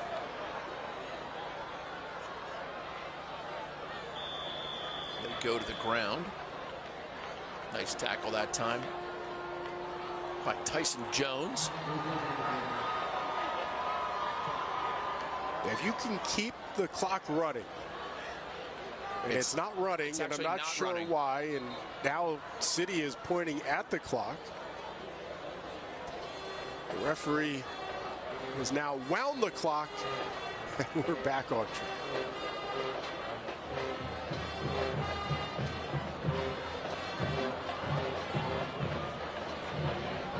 10 seconds on the play clock. I think we should make sure whoever's in charge of the clock seems to be maybe a Poly alum. Just say. Little suspect. Nice run that time by Powell Watson. Tucks it up the middle. As the clock trickles below the 6-minute mark. And it brings up 3rd and 5. Remember, City is on a long run. Poly hasn't won in this series since 2011. 10 straight in the series. Last year, they beat them twice.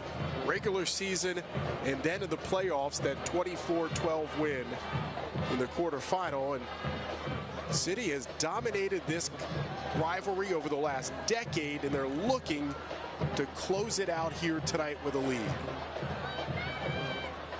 They keep it on the ground.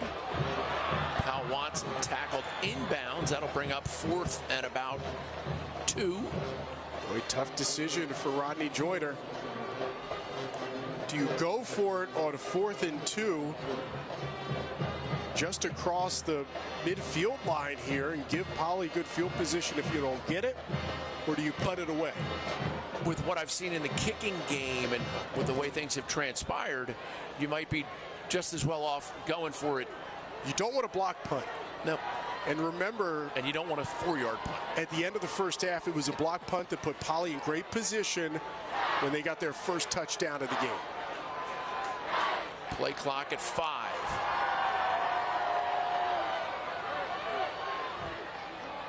And oh my goodness. Not get it. What a stop. Big play by Nathan Gordon. Tristan Haley in on that, and that is going to give the ball to Poly right around the midfield. Tristan Haley physical. And this is a kid that leads the defense with interceptions, but he goes up big with a hit. Look at this. That is something.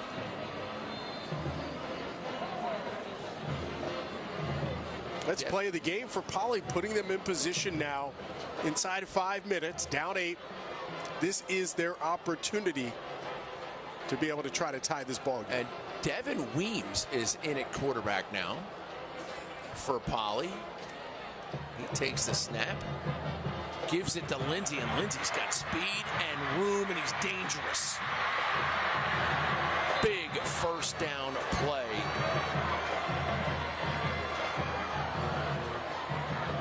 So Devin Weems, backup quarterback. And a flag will bring it back. I am shocked. Booker, I am shocked that there was a flag on the play. One of the folks on the live chat did ask what is the world record for most penalties in a high school football game. And the Guinness Book of World Records is not here to authenticate it, but they can review the film.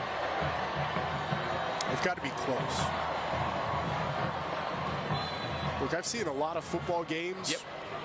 I've seen Pee Wee and high school, college, and NFL. Never seen a game with so many penalty flags. That brings it back to 1st and 6 from the spot of the foul after a tremendous run by Lindsey. And now they get it. Oh, great play to Tristan Haley. Haley snags it. That was Devin Weems at quarterback throwing the football, who this year 14 of 29 coming into the game, 169, 1 touchdown, 1 pick. But I think right now they have a little more confidence going to the backup to throw the football, because Lindsey's been picked off a couple of times here tonight. Weems again, handoff up the inside. That is Bowles. And he took a little bit of a stick there at the end. Again, clock stops on the first down and then now continues to run. Chains always great when you feed the fullback. He spends his night blocking, and just to be able to get him involved. Weems rolls right, errant pass, and that'll bring up 2nd and 10. Poly with 1 timeout remaining. City with none.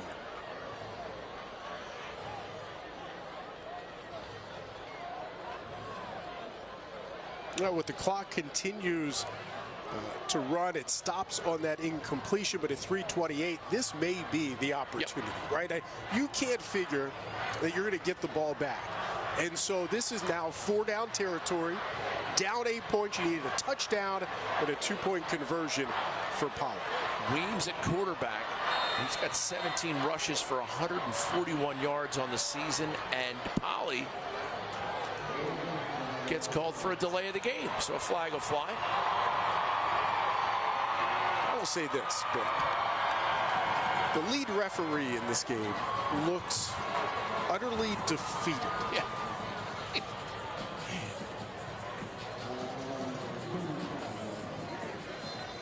And now he just fist pumped the play clock, which is running. Both teams went to their sidelines, and now they come flying back out.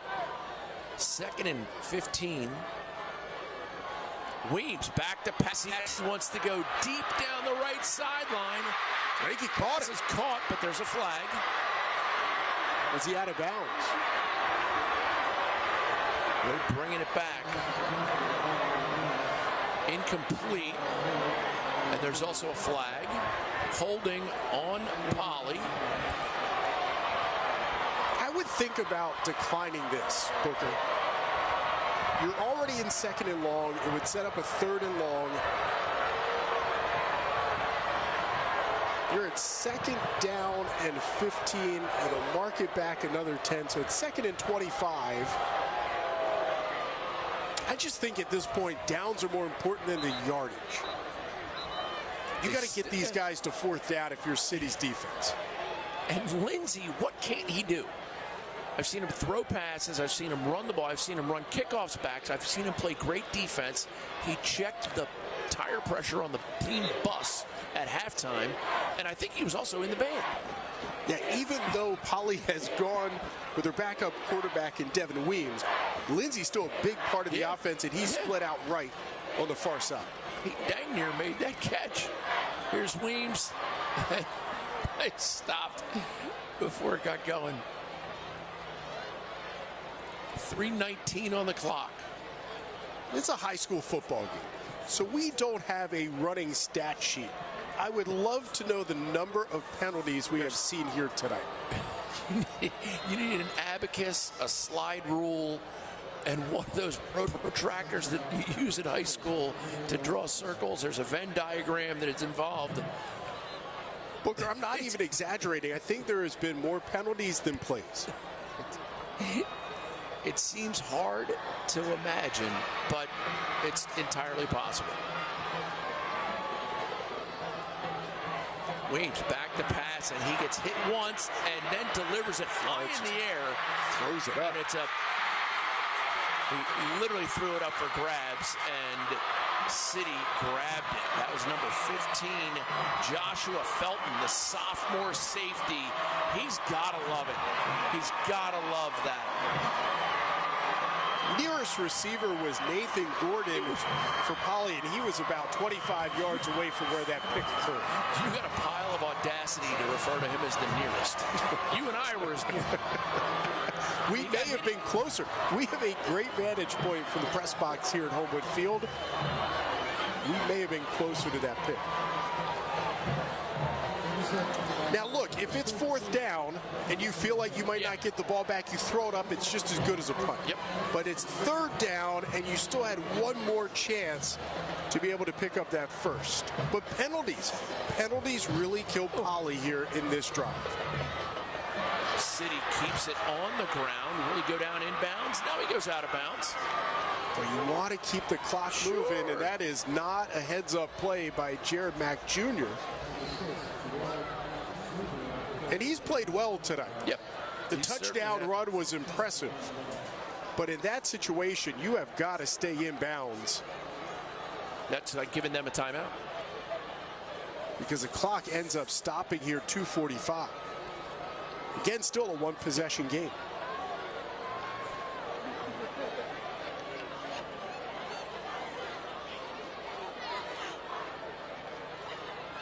Oh, and the ball goes on the turf, and it's going to be Poly ball.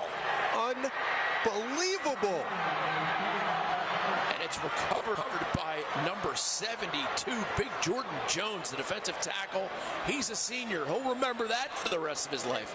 Great moment for him. Poly is given one more opportunity.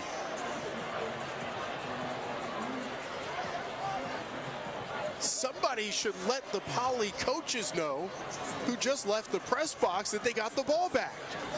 Yeah.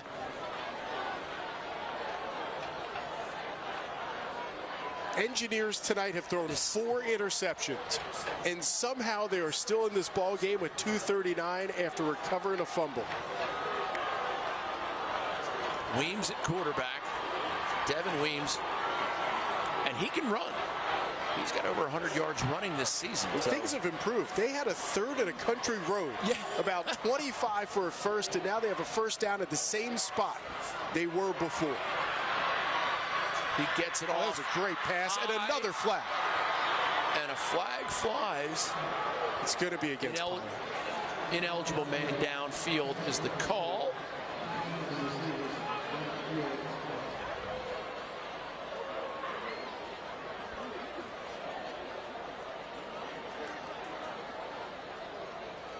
Booker, whatever team wins tonight is going to be, they're going to feel like they escaped Homewood Field with a victory. Brent, I don't make a lot of predictions, but I will tell you this. We're going overtime. 50 yards to go for the Engineers. 2 minutes, 33 seconds. We've already had an overtime game for Ravens Rise. Sure. South River against Old Mill. Terrific. That was a Hall of Fame game. Weems still a quarterback, by the way. I just think there's enough time to run the football, Booker. And they're saying that was caught, so the clock will run because it's not a first down. So now they're at 2:20. And that was a gain of about 3 and a loss of 20 seconds off the clock. Weems again. Polly's does still have one timeout. Inbounds. He is inbounds. Tristan Haley gets tackled inbounds, not out of bounds. And the clock is stopped at 2:05. There it goes. Now they roll it. A huge fourth down play. Oh, now they flipped it to third. They had it at fourth. Ball on the turf. Ball goes on the ground, and now it's going to be fourth down and about 4.5. They lost about 2 yards. I would use the final timeout here. Clock rolling at 1:40. You need to have your best, whatever it is, 5-yard play in this moment. And this is the game. Now they take the timeout. With 1:27 to go in the game. The city sideline. The fans are going crazy. Sensing one more stop is all they need to pick up another win in this series. 24-16, an 8-point game, a touchdown, a 2-point conversion. Gets it done for Poly. 2011, the last time Poly won in this game. That is a long time ago. That is. Fourth and a full 5. And they felt like this was the year, 7-1. And in that one loss, they talked about how Dunbar scored a couple touchdowns late. They felt like the score didn't indicate that it was a nail-biter. Yeah, it was a couple weeks ago. The final score is 24-6, but you're right, it was much closer than the final score would indicate. And I was told there was only one flag in that whole game. Funny sometimes. Here we go. Fourth down, 1:27 to go, 5 yards to gain to keep it going.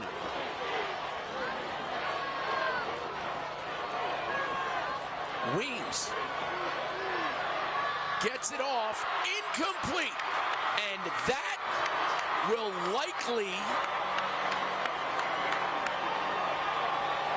do it. I'll tell you what, he was wide open. Great route because he runs about 6 yards just past the first down, and it took the quarterback Weems a couple of extra seconds to get the pass off. But he had a receiver that was wide open. He just didn't see him in time. And there you see on the replay, gutsy, hard-fought effort, and it's not over. Oh, we've seen so many turnovers, especially here in the second half, and the mental mistakes, the penalties. With 1:21 left, there is still a chance for Poly. We'll see. Again, no timeouts for either team, and City's going to keep this ball on the ground, but we've seen already a couple of times tonight with issues with the exchange. Just a couple of kneel downs will do it, but again, just getting center to quarterback. And what a classy move by Poly. They don't go in there and slap heads and that stuff. But this is respect. Both coaches in our preparations, they talked about how respectful meaningful this rivalry is. Tell you what, this was a sloppy game. This was an emotional game. And in the end, though, it's going to be a win for City as they continue this streak of the Poly Engineers. And when you look at it in the record book, it's just going to look like another win, 11th straight for the Knights. Game clock now at 41, so one last snap will do it. Play clock's at 9. And he can't say enough good things about the way these young men competed. And that'll put the hay in the barn. Yeah, big win for City. They have won 6 of their last 7 games. They knock off Poly in a year that a lot of people thought that the Engineers were going to be able to put an